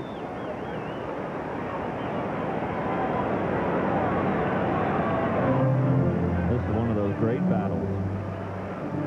Bichette, a great 2-strike hitter. Larry Dierker nervously watching Dante at the plate. Mike Hampton has thrown Dante an assortment of pitches. What's he come back with here? Ripped to left field. It's going to be caught, I believe, by Abreu. Dropped the ball. He dropped it. And what are they going to call? Now they're going to call out, and not one umpire hustled out to make the call. Now what are they going to do? They're going to call safe at second. And Don Baylor, I think, is going to come out and argue this. They call him out. They say Abreu was reaching into his glove to throw it. It goes as a sacrifice fly. Galarraga will be allowed to go to third. There's no way they could have called a double play on that, because the umpire never made a call. Bill Hahn, and not one of them hustled out. They all stood right in their position and never moved. Bill Hahn, the third base coach or umpire, or the second base umpire, Terry Tata, have to go back. Now watch.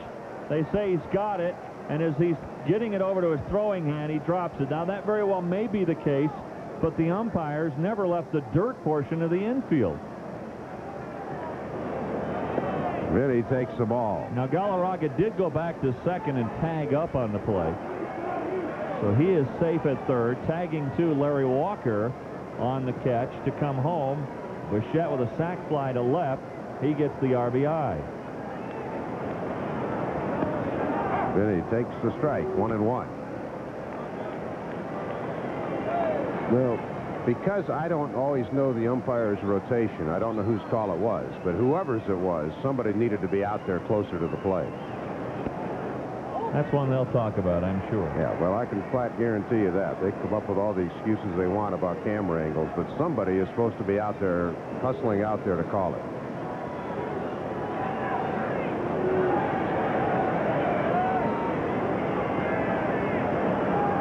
Vinny outside. Hampton maybe not giving anything too good to Vinny here. Well, they call it a sacrifice for Bichette, an error on Abreu after he dropped the ball to allow Galarraga to go to third. Still give Dante an RBI. Well, he gave Vinny a pitch to hit, but he fouled it out of play. I think Vinny may have been surprised. Well, if he challenged him 3-1, he might want to challenge him again.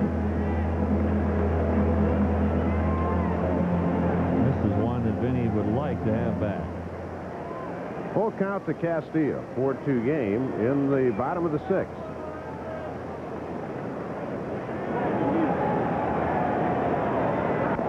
Vinny hacks off a tough one in on his hands, and the count stays at 3-2.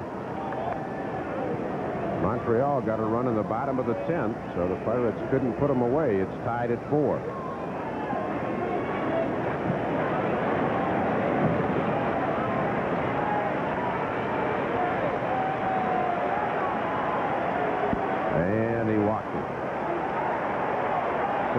Castilla will take a walk. Runners at the corners for Manwaring.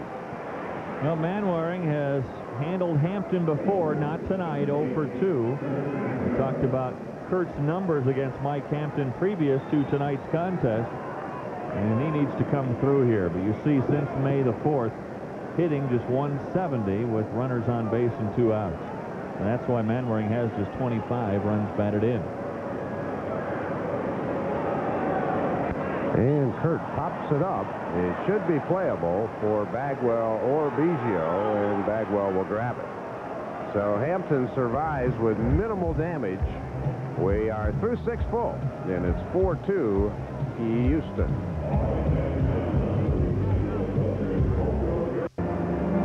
Rockies coming back at the Astros. They were down at one time 4-0 as we head to the 7th.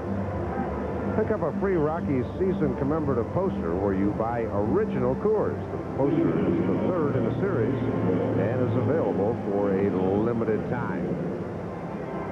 Well, partner, on an evening when Jamie Wright gave up 3 early, and he has settled down nicely in the last 2 innings. A man on third, nobody out in the 5th. Man on third, 1 out in the 6th. The Astros have not been able to get him in. And you know, right now, Larry Dierker does not have a world of confidence in that bullpen. So we'll see what happens as we go back to Dave Armstrong for the play-by-play. Well, thank you, Soup. The top of the order up for the Astros, Biggio, Carr, and Bagwell. Biggio hit by the game's first pitch, and that started the trend for Houston in that first inning when they scored 3 of their 4 runs. It all came home on Bill Spires' 2-out 3-run homer off the tip of Ellis Burke's glove in center field. There's a strike, and it's 1-1. Now the Rockies chipping away. They've only had 4 hits tonight, but they've scored 2 runs. The Astros 7 hits. They've scored 4 times.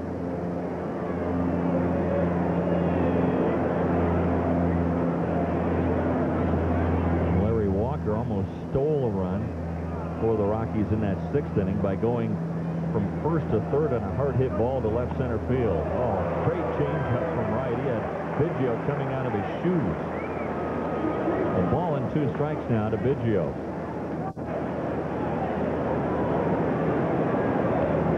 Look at this changeup. Whoa. So it's 1-2 to Biggio. And the offer? 2 balls, 2 strikes.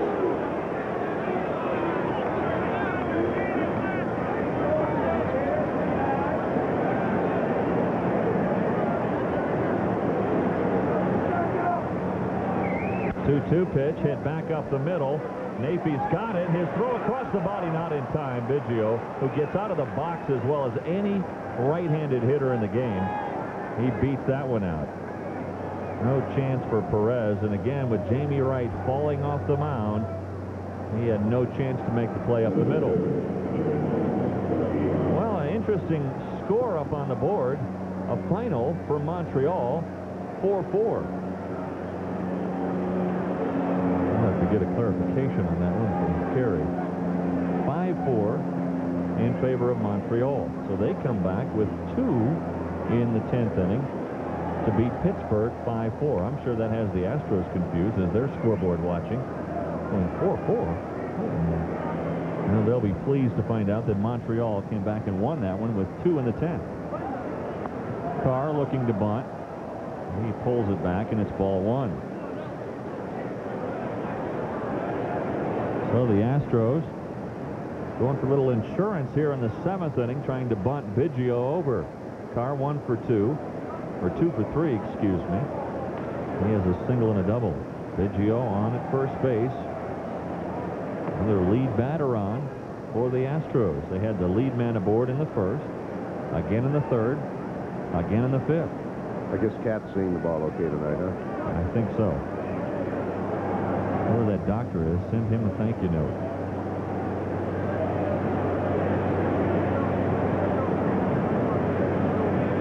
Carr's going to swing away this time. He gets a pop-up into center field. Lots of time for Burks. Biggio tagging at first, bluffing to second. He does not come. Good job by Larry Walker there. He started moving over to center and was yelling at Ellis. He's tagging, he's tagging, he's tagging. Ellis still has to prepare for it, but when he knows for sure, when the other outfielder yells at him, that allows him to set up properly to throw the ball to second. Just another one of those little things that Walker does to help the team. Another reason I believe he should be the MVP in the National League. Wow, see. Your friend, Mr. Gammons, has already gone on the Mike Piazza campaign. Well, if we all said the same thing, it'd be a dull world, wouldn't it? I guess. Biggio on at first with 1 out. Bagwell the batter. Bagwell was hit by a pitch in the first, 0 for 2 since. I think some of the sentiment for Piazza from the standpoint he's finished second the last 2 years. Fouled out of play. Well, so is Susan Lucci. 16 times. Really? Good point. I mean, come on. Good line. Hope that makes SportsCenter tonight. What is she, 16 or 17 I don't times? know. I lost track.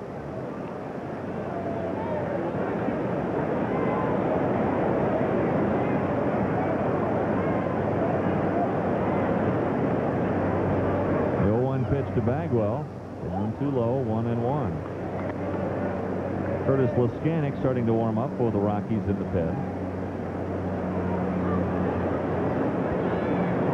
Jamie Wright battling out of jams in the 5th and 6th innings. Big jams. A runner at third, nobody out in the 5th. No runs scored for the Astros. Runner at third, 1 out in the 6th. And again, he got him. I don't think Biggio is all that comfortable with his lead at first base. Jamie has an outstanding move to first. Well, again, that's something he's really gone to work on. He's also come up with a slide step. So that gives you the indication that Jamie is definitely coachable, and it's all part of the maturation process. He will learn to bunt. He will learn to hit better. He will learn to field his position better. But it takes time. He is a good athlete.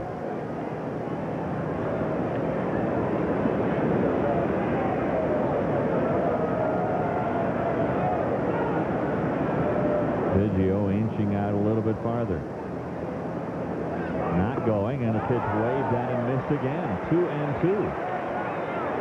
Bagwell just shaking his head. Well, he knows ever since the All-Star break, he has not been locked in. He's a warrior. He'll battle you on every pitch. But like all hitters, when he gets in a slump, for Jeff, sometimes it lasts 4 to 5 weeks. He still is in there every day trying to contribute.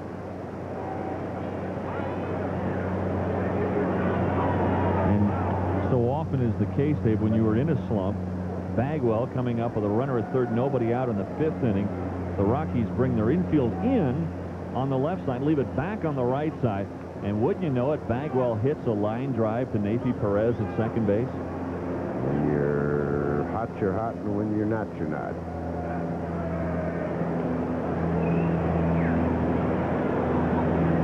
Two pitch is hit hard to left field. Bichette going back. That one knuckled out there, and he makes the catch at the knees. Dante doing his praying mantis impersonation out there. Went straight down to the knees. Dante said that ball dipped on me. Dave Young and Beverly Weaver have all the late-breaking news of the day. Denver's 2 News immediately following baseball on your home of the Rockies, Denver's WB2. So 2 out. Biggio still at first base for Mr. Bell. Another one of those killer bees. Bell tonight, an RBI single in the 3rd. He walked and was aboard for the Spires home run in the 1st. He struck out his last time up, and that was a big strikeout. 1 out and a runner at 3rd. You mentioned certain teams have certain ballparks where they just have had no success. Tony La Russa, since he's managed the Cardinals, the Cards are 2-10 here. The Astros are 4-18 in Denver. Pitch out, nothing doing. In fact, the Rockies lead the overall series by 11 games, although they trail 5-4 this year. The Rockies have never ever lost a season series to Houston. They need to sweep both games of this series to make that come true again in 1997.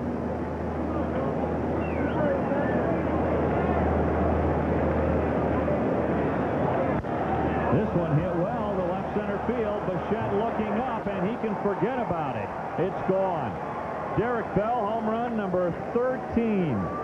So Jamie Wright dancing around the flames the last couple of innings. Can't escape here. Another 2-out home run surrendered. The second one hit by the Astros, and they lead by 4 again. Well, Derek Bell has 12 hits against the Rockies in the last 5 games going back to the Astrodome, and I believe all 12 of them have come on fastballs, which basically goes, hey guys, got to spin the ball to this guy once in a while. Let's watch the pitch again. Fastball down. It didn't sink, and Bell got all of it. That one hurt because the Rockies had the momentum going in this game. They sure did. And Bell got it right back for Houston. Now Spires. He lifts one to deep right center field. Burks and Walker going over. Ellis on the warning track makes the grab. Well, that'll do it for the Astros, but Jamie Wright surrendering another home run. This one a 2-run homer from Derek Bell, and the Astros lead 6-2. National League scores brought to you by Powerade. Pirates scored 1 in the 10th. The Expos got 2. Henry Rodriguez, the game-winning RBI. Loisel lost it. Cincinnati beat Chicago 5-2. Morgan over Gonzalez. Steins had the home run. Tyler Green out of Denver combined with Ricky Bottalico for a 6-hit shutout. Rico Brogna provided the game's only run. Dave Malicki out of Colorado Springs lost it. Atlanta has just scored to take a 2-1 lead. The Dodgers have played well against the East this year. Florida on top of San Diego 1-0. Florida leads the wild card by 5.5. And St. Louis on top of the Giants 2-1. Gary Gaetti, homer. Manny Ibar is pitching for St. Louis against Terry Mulholland. Napi Perez leading off with the Rockies in the 7th. The Astros 6 runs on 9 hits. The Rockies 2 runs, 4 hits. Napi squaring to bunt again, pulls it back, but takes the strike this time, and it's 1-1. 5 of the 6 runs for the Astros have come with 2 outs on home runs. 3-run homer in the first, a 2-run homer with 2 outs in the 7th.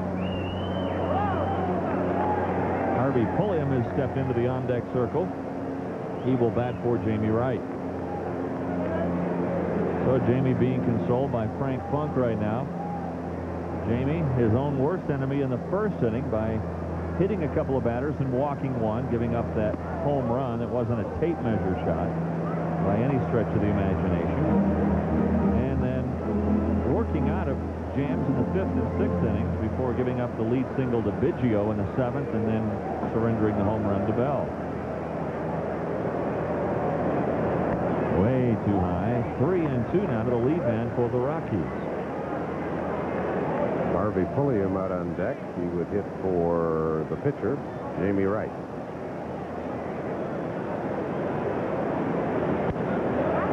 Into right center field. Carr moving over. He's there now, and he makes the grab.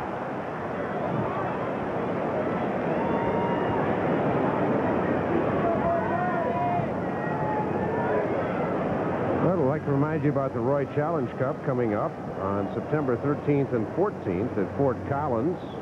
USSA-sanctioned men's C, D, E, and women's C softball tournament. Deadline for entry has been pushed back to September 10th. That's tomorrow.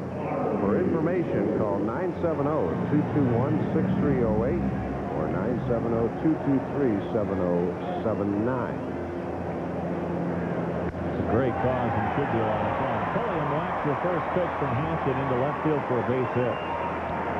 So Harvey's aboard. Well, Harvey bidding to make the Rockies in their 1998 roster. He doesn't figure to be a guy they'll protect, so of course he'll be exposed to expansion. But if he's not taken by Tampa Bay or by the Arizona Diamondbacks, he is trying to make a statement that he wants to be the right-handed pinch hitter next year. Class guy. He has not really caught too many breaks in his career, and yet he continues to survive, and you just pull for a guy like Harvey Pulliam. Well, some guys stay on that AAA Major League treadmill for 4 or 5 years before they have a breakthrough. Harvey's had a couple of big games for the Rockies this year. Got a 4-hit game up in Montreal when the Rockies broke out of that miserable when they'd lost 15 out of 16 games. And then had a big 2-run homer in Anaheim last week to help the Rockies to a victory there. We were at that golf tournament yesterday. I said the Rockies would like a mulligan for the first 2 weeks of July. Don't get them. Yeah. Don Baylor's club trying to battle back here, but with that July losing 15 of 16, coming back to haunt them. 3-1 to Weiss, trying to come back in this game. Trying to set the stage for Ellis Burks. Yeah, the thing, there's a lot of things when you review this season, but one of the things you're proudest of is Ball 4. How the club, after losing that day-night doubleheader to Cincinnati, and they were buried about 7 or 8 games under 500. Well, you thought about mailing the rest of the season in, and they have won 11 of 12 since then. Gordon Rule, the pitching coach for the Astros, coming out to talk with Mike Hampton to see how he's doing. Remember, Hampton started to struggle in the 6th inning, threw a lot of pitches, and he gives up the solid single to Pulliam here. Almost walked Perez. It was 3-2 on Nafi. Now, Hudak is throwing for the Astros in their pitch. And Hudak, he is warming up. And Ellis Burks. You wouldn't figure Hudak would come in to face Larry Walker, so Larry Dierker hoping that Mike Hampton can get by Burks and Walker.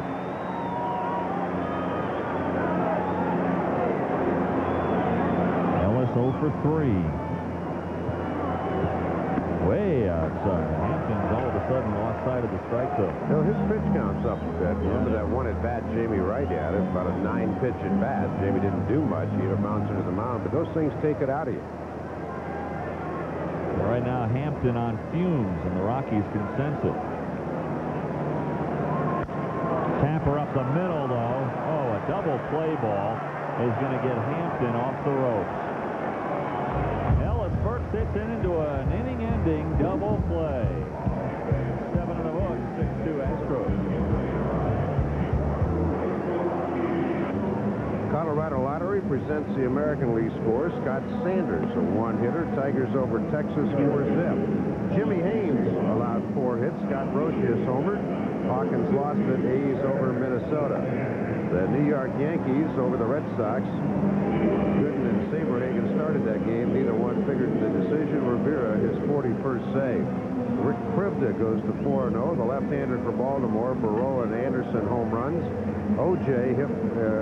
lost it for Cleveland. Chris Carpenter, a 3-hit shutout as Toronto blanked the Angels by a score of 2-0. Kenny Hill pitched well but lost. It was Chicago over Milwaukee. Scott Iyer and 4 relievers allowed 5 hits. Cameron and Martinez home runs. And Seattle has forged a 4-3 lead in the 9th inning. Buhner and Ducey home runs for the Mariners.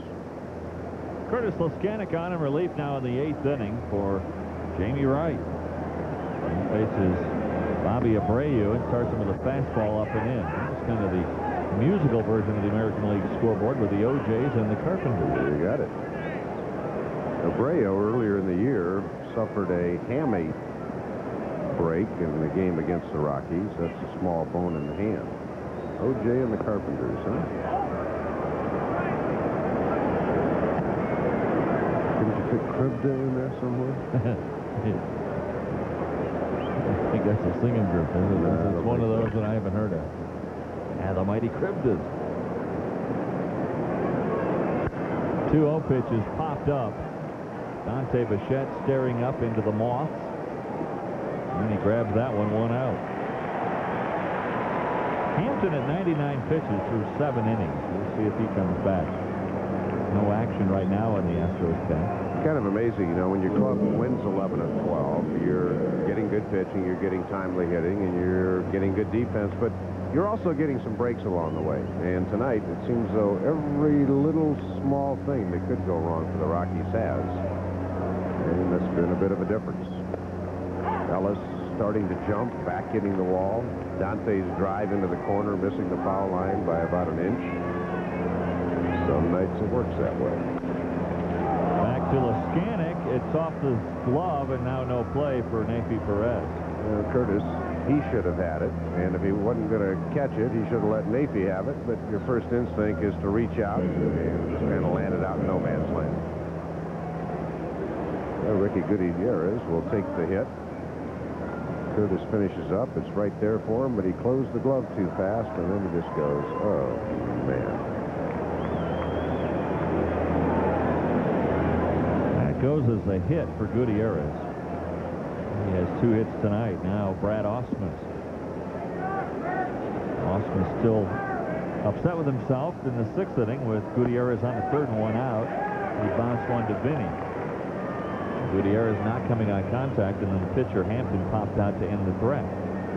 Seattle won that game tonight over Kansas City 4-3. Timlin over Pachardo, and Slocum the save, so the Mariners go back out in front by 5 in the American League West.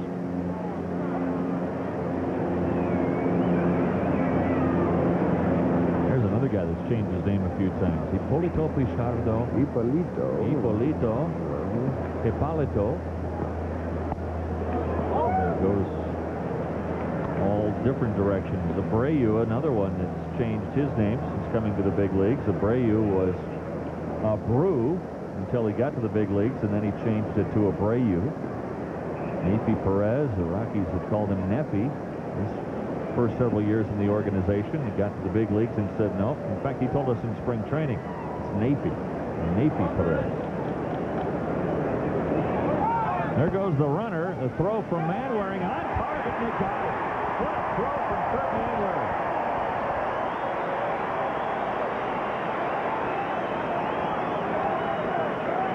Gutierrez had a fairly good jump, and Kurt didn't necessarily have a good pitch to handle right at his right shoe, but he guns it on the money to Nefi. He's just got to pop the glove down about 3 or 4 inches to make the tag. That's the kind you like to get from the catcher, right? Oh, absolutely. Doesn't bounce the dirt just right to you. Boom. And a swing and a miss by Ausmus, and it's 2-2. Now 2 out, nobody on.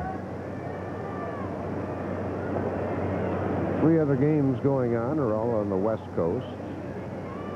2-2, St. Louis, San Francisco in the 5th. Florida on top of San Diego, 4-0 in the 4th, and Atlanta 2-1. Over L.A. in the 4th, so that gets you pretty much up to date on the scores.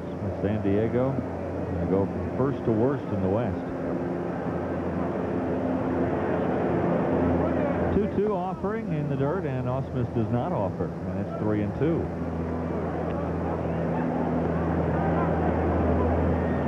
Rockies have gone 1 game without a home run and working on their 2nd. They had hit 46 homers over their last 25 games, but a little mini drought, 16 innings worth in the last 2 games. Up and in, ball 4 to Ausmus.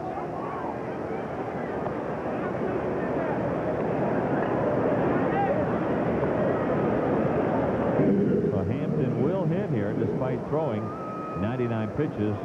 Mark Hutton starts to warm up for the Rockies in the pen.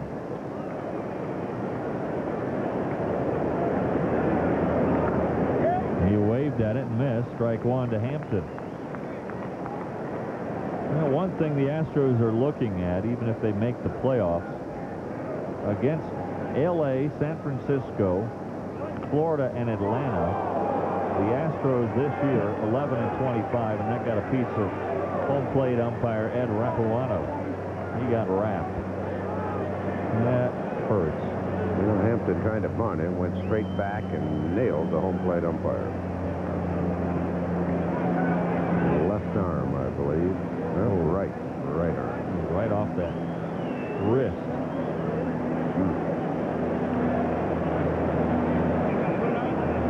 Right down on the wrist. There's no way to make that feel good. You just rub it a little bit, put some of that Freon on it. Color Dave? Yeah, let's see, what do they call that? Cold stuff. Yeah. Freeze. Yeah, whatever. The nitrogen oxide? Might be. I used to know what it was. Cold, that's all. Yeah. I guess this thing they spray on there is cold. Freon's what they put in air conditioning. Yeah, So I guess that's not it. We're not scientists. Yeah. Got a couple letters lately from some guys volunteering to figure out that art. Yeah. One guy told me about some software that is available. Well, why? Okay, send it straight to Major League Baseball. Ball and 2 strikes to Hampton. 2 balls, 2 strikes.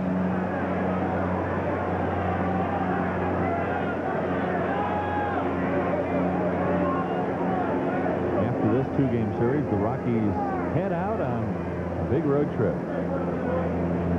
2-2 pitch is hit on the ground. Napey moves over, and he's got it over to Galarraga, and they'll do it. So Leskanic works around the single, works around the walk, doesn't give up a thing. Still 6-2 Astros. Mike Hampton still out there, closing in on 100 pitches. His Astros lead by 4. Hey, fans, pick up a free Rockies commemorative poster for you by Coors Light. Poster is the 3rd in the series and available for a limited time. Dave and Dave with you from Coors Light Field, where the Astros have hit 2 home runs, the Rockies none. The Astros have scored 5 of their 6 runs on home runs tonight. After this series, the Rockies on the road again. Boy, for a long trip. Starts in Atlanta with a 3-game weekend series, then to Florida for 2 games, and then, believe it or not, we go from Miami to San Diego with a stop off in Dallas, no kidding, for gas, and then on to L.A. for 3 games before returning home to face the Giants and the Dodgers. Over 5,000 air miles. And we don't get frequent flyer miles for that either. No. Should be fun. Swing and a miss by Walker. Hampton very well might be coming in to face just this one guy. And they'll turn it over to the bullpen. We'll see. Walker walked his last time up and scored a run. Hudek still warming in the pen. He is plenty warm and ready to go. Mike Piazza with a home run tonight, his 34th. That tied the game at 2. L.A. and Atlanta, that off John Smoltz. A broken bat, 2-hopper to Bagwell. He spears it on the line. Walker still with a big chunk of the bat in his hand.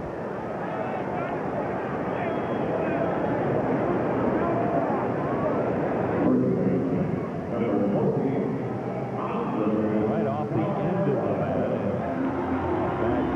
Back, all the way down with the handle.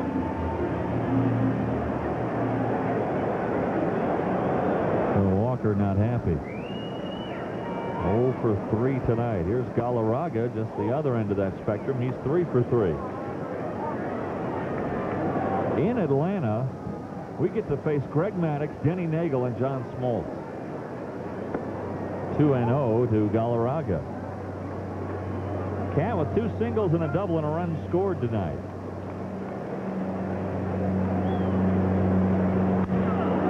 Another base hit. 4 hits for the Cat tonight. Boy, it must be nice to see again. Rockies have really dominated the 8th inning lately. Look at over the last 6 games. The Rockies have outscored their opponents 12-4. One of the reasons the Rockies have won 11 of their last 12. Rockies have won 16 of their last 21 here at Coors Field.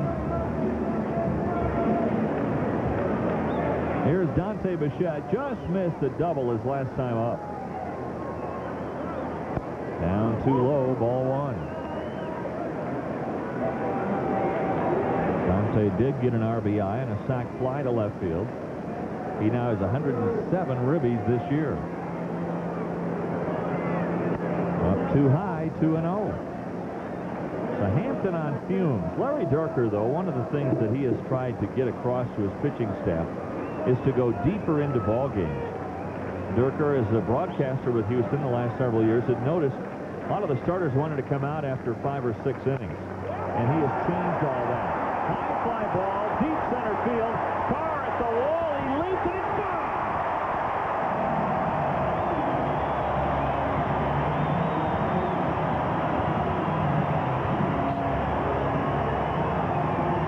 Number 23 for Dante Bichette. strikeouts and 22 at-bats against Mike Hampton, and 4 of the 5 hits have been home runs. Dante Bichette, 2 more ribbies tonight. This one to straightaway center field, and Dante knew it when he hit it. Up into Geb's Geyser. Carr runs out of real estate.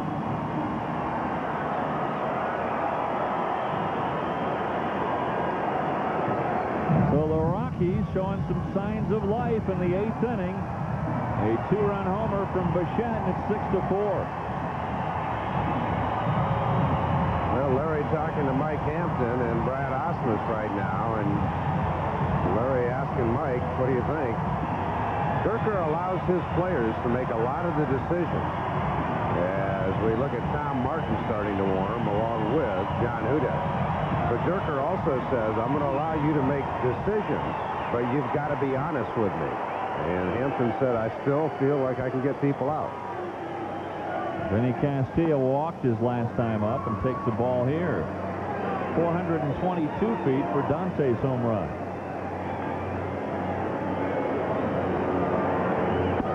He might get to 30 yet. He really goes on a tear over the last couple of weeks. He's got 23. Burke's at 28. Now, the Rockies are going to face a lot of good pitching the rest of the way. You're right. They're going to face the Dodgers 7 times, Atlanta 3, Florida 2. That's 12 of the games right there where they're going to see the top 3 pitching staffs in the National League.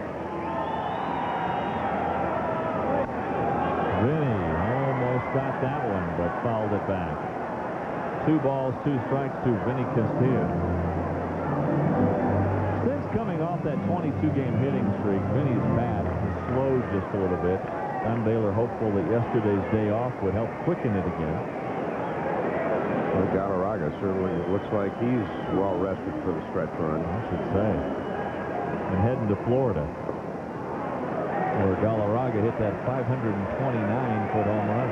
Yeah, kind of lost in the shuffle there. He hit one 464 and 455 also. Yeah. He put on a display that weekend that was almost incomprehensible. 3-2 to Vinny. Pokes this one deep to right. Bell going back. At the wall, he reaches up and makes the grab. 2 outs for the Rockies in the 8th inning. Well, Vinny went the way he should on an outside pitch. He just didn't quite get the fat part of the bat on the ball.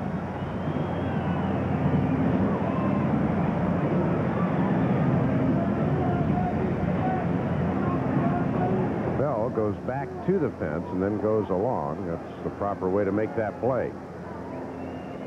Now Manwaring looks at a ball up high. 2-run homer from Dante Bichette, at least given the Rockies some hope here. 6-4 in favor of the Astros. Check swing, look out. Talk about turning the lineup over sometime. Now, this is not a case where you want to get the pitcher up and out of the way, but if Manwaring and Perez could get on, then you go to a pinch hitter. That's a shot to do something, but the worst case scenario is you got the front of your order coming up in the 9th inning. Too low, 2-1 to Manwaring. Mark Hutton along with Darren Holmes out in the pen.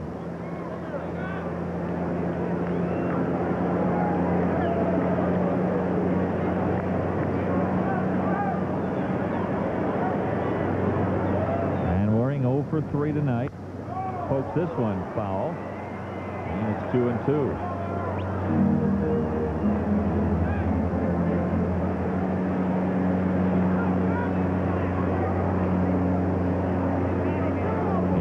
This year, they don't like to play close games. They have lost 42 times this year by 1 or 2 runs. Outside, 3-2. In fact, 14 of their last 17 losses have come by 1 or 2 runs. And a lot of that is because of a very shaky bullpen. That's another reason Dierker wants Hampton to stay out there. This one poked into the corner. Bell having shaded that way will hold Manwaring to a single. There's no question Mike Hampton is getting the ball up. And again, Dierker, I think, now says, okay, Mike, I let you go, but you see Hampton pounding the ball into the glove. He's one of those guys that wants to finish what he starts. But Vinny went that way with him, Manwaring. He's elevating the ball, and Durker wants the left-handed pitcher. He wants to have Nafi Perez bat right-handed. So Nafi Perez will face a new arm for the Astros. Pitching change here at Coors Field.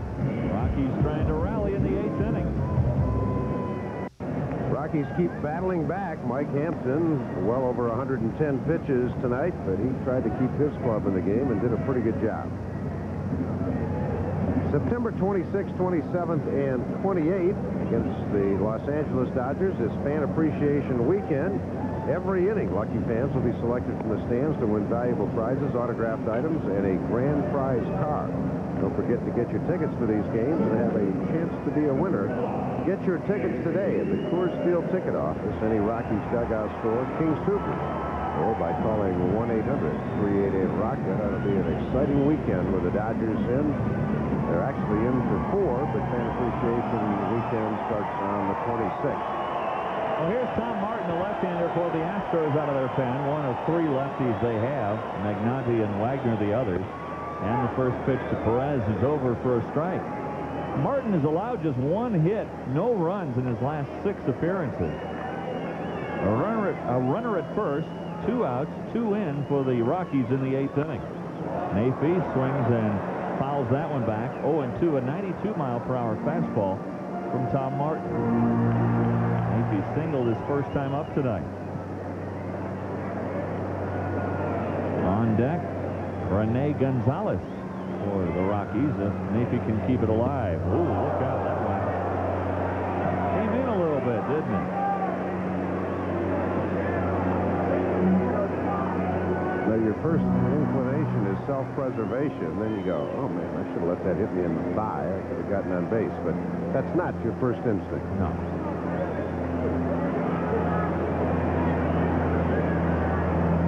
So the 1-2 pitch is waved at, foul tipped, and caught by the catcher Ausmus. Tom Martin comes in, puts out any fire. The Rockies were starting to build, but the Rockies do get 2 on Dante's home run. This copyrighted telecast is presented solely for the entertainment of our viewing audience. Any retransmission or rebroadcast of the pictures, descriptions, or accounts of this game without the express written consent of the Colorado Rockies Baseball Club is strictly prohibited. Out of the 9th we go with Dave Campbell. I'm Dave Armstrong, watching Darren Holmes come out of the bullpen, the 3rd pitcher used by the Rockies tonight. They'll be facing the top of the order. Darren's numbers on the year. Fastball, big curve, slider, although most guys would be happy to have his slider and call it a curve. And his job is to hold down the fort and give the Rockies one last crack in the bottom of the 9th. He's got Biggio, Chucky Carr, and then Jeff Bagwell. They ought to stand versatile across the front of his jersey because he has been a starter, a closer, and in the middle relief check. Well, let's see what's going on the scoreboard. We have 3 National League games going. 2-2, Dodgers, Atlanta in the 5th. Mike Piazza's 34th homer of the year tied that one. Florida ahead of San Diego, 6-2 in the 4th. And San Francisco's edged ahead of St. Louis, 3-2 in the 6th. So right now it appears to be a good night for the Astros. Pirates lost. The Cardinals are losing and Houston winning, but stay tuned. This one is not over yet. Not yet. Biggio hit by a pitch in the 1st, singled and scored in the 7th. He was aboard for Derek Bell's 2-run homer. The Astros leading 6-4. Biggio now working on 144 consecutive games without hitting into a double play. He is 10 away from the major league record in a season. And it's going to be a little difficult for him to do it here. That's the slider that Dave was talking about that looks like a curveball. That's how much break on the slider. Strike 1 to Biggio.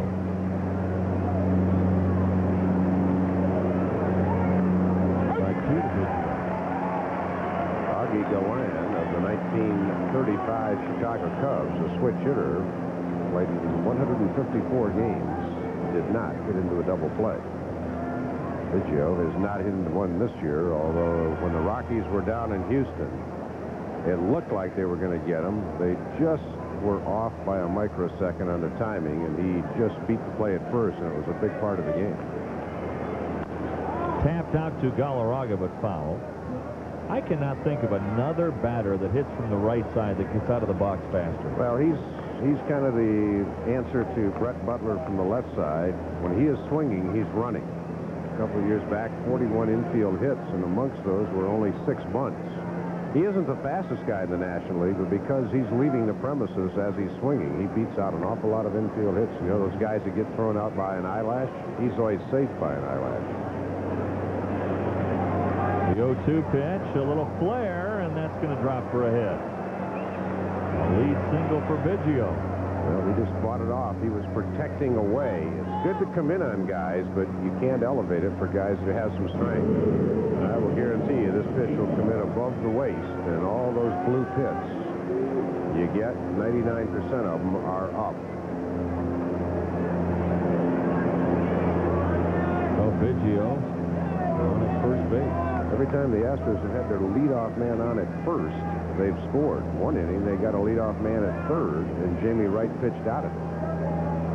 Carr's going to bunt, pops it back over the screen. Foul, and Carr taking the seat. That's a new technique. I don't think we'll put that one on tape and teach Jamie Wright that bunting technique next spring. Well, let's see, Chucky, what'd you do here? Got in the kitchen on the bunt. Not a good place for a car in the kitchen. Can't park a car in the kitchen. This was a good bunt. Manwaring goes to first. They're going to have a play at third. No, nobody covering third base. And Biggio wisely takes third. Well, that's heads-up base running by Biggio. Yeah, it really is. That's a play that if the bunt is going to be fielded by Vinny, then Manwaring's got to go to third. But on this one, once Vinny sees that Manwaring's going to get it, Vinny, you got to go back to third. You see Vinny standing there spectating, and he got caught napping. And Napie kind of tried to lead Walt Weiss. Walt has to cover second on that play, and so it's not his fault. Vinny just didn't react on that when he kind of fell asleep at the switch. So now the infield has to come in. Bagwell at the plate. Slider over for a strike. Well, the Astros have not done well in this situation. With a man on third base. Once with nobody out in the fifth, they didn't score. Once with one out in the sixth, and they didn't score. But now you got to deal with the big guy. Fouls it off. 2 strikes on the big guy. Bagpipes. Well, he came up with a runner at third, nobody out in the 5th inning, and lined out to Napie Perez.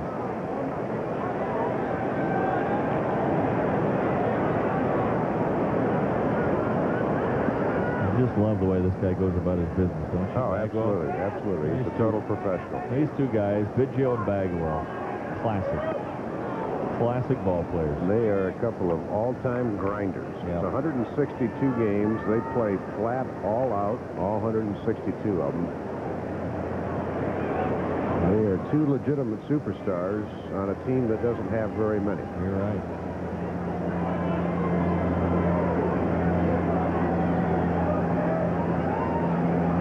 The 1-2 pitch. Hit deep to left field. Dante going back. He'll have room, but Biggio will score on the sac fly. So Biggio moving up an extra base that cost the Rockies a run, and it's 7-4. Well, you see why some people think that Craig Biggio's name ought to be mentioned in the RBI Derby. He's the guy that gets the gas tank going for the Astros. He ignites them. Bagwell's been able to finish him off. Aaron made a fairly good pitch, but again, Biggio's hustle and Vinny kind of falling asleep at the switch cost the Rockies a run there. Here's Bell. Swing and a miss, a slider. Strike 1.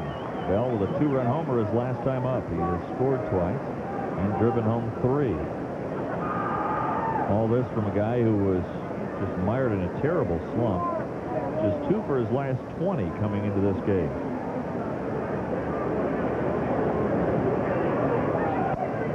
Too low. 1-1. I think the Sox are going to stay up for a while. Yeah.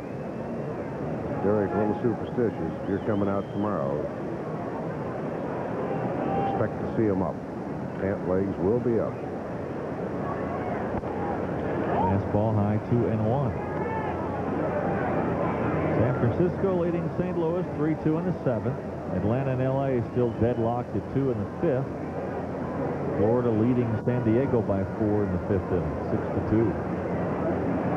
2-1 pitch to Bell. Fastball hit on the ground to Weiss. He short hops it and throws out Bell. That'll do it. But Biggio's hustle on the base pass produced a run for the Astros. Bagwell gets him home, and the Astros lead by 3. Well, Biggio has been awfully tough tonight. He led off the game by getting hit by a pitch.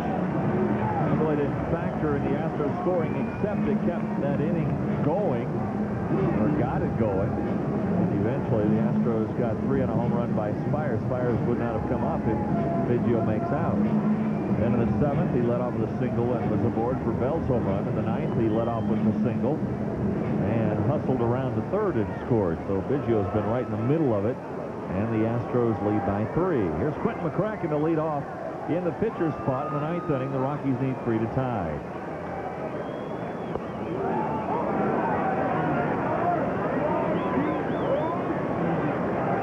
Rockies trying to come back in the 9th inning. They have done that 3 times this year, and they have trailed after 8. 1-1 to Q. Tom Martin on the mound in relief of Mike Hampton. Martin struck out Napi Perez, the only man that he has faced so far.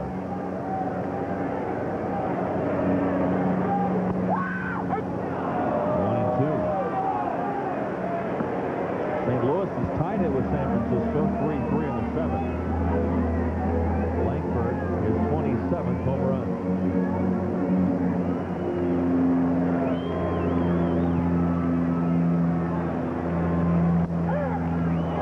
Caught looking, McCracken.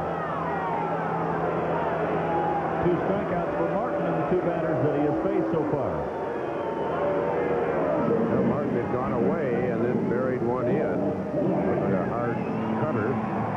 With Tom Martin getting a chance, Billy Wagner, the normal closer of the Astros, has really been in a funk, and Larry Dierker looking elsewhere for some help. And I guess if you're trying to get your confidence back, you don't exactly come into Coors Field and get a bunch of a pitching assignment. Nope. Martin, strike 1 to Weiss. Martin was on the DL for quite a time with Houston this year, and strained left elbow. But it doesn't look strained now. He's throwing hard. 2 strikes to Weiss. And Larry Dierker, knowing that Don Baylor's got a lot of firepower from the left side of the bench sitting over there, he brought the left-hander Martin in to negate guys like Vanderwall and Helton and Reed. Down too low. Rene Gonzalez and a newcomer, Brian Robbie, who the Rockies acquired just yesterday in a trade. There's Rene up from AAA. Robbie, a second baseman, joined the Rockies from the Seattle organization. He had been right on top of the head off of the upper deck, bouncing all the way back down the field. That one bounced off the rafters up in the top deck and all the way back down. The lady never saw it. Hit her on the back of the head. 2 balls, 2 strikes.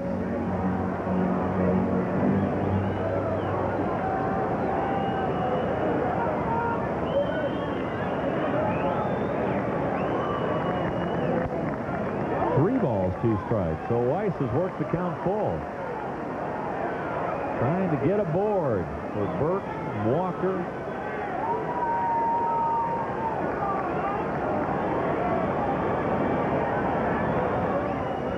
He does get aboard. What an at-bat for Walt Weiss. You know, his box score line is going to show 0 for 2 tomorrow, but he mixed in 3 walks, and that's what counts in that leadoff spot, that on-base percentage. So Weiss aboard for Ellis Burks, and boy, now you're just looking back at that 9th inning when Biggio took 3rd base on a bunt. You're kind of crying about that a little bit, thinking that Burks would have had a chance to tie this game. And now a pitching change. Larry Dierker wants to go to a right-hander out of the bullpen. It's like Russ Springer. And with Walker coming next, he's got another left-hander going down there. I'm not sure if it's Wagner or Magnante. So another pitching change here at Coors Field. We'll sort it out when we come back in a moment. Well, the Astros lead at 7-4. The Rockies trying to rally in the 9th inning. They have a runner aboard with 1 out. And the heart of the order coming up to face Russ Springer. Ellis Burks will face Springer. Then most likely we'll have another pitching change with Larry Walker due up next and the left-hander Mike Magnante warming up in the Houston bullpen. So Burks, who hit into a double play his last time up, would like to atone for that. He might also be thinking of that catch he almost made, a brilliant catch in center field. That gave Bill Spires a home run off the tip of his glove. High fly ball. Too high to get out of here. Carr waving everybody else off. He makes the catch, and there are 2 gone. We'll see what Dierker does. Larry Walker does not represent the tying run. So maybe he'll leave Springer on to pitch with Galarraga due next. But I guarantee you, yeah. Walker would have been the tying run, then we would have seen Magnante. Yep. Walker looking for his first hit tonight. 0 for 3 with a walk and a run scored.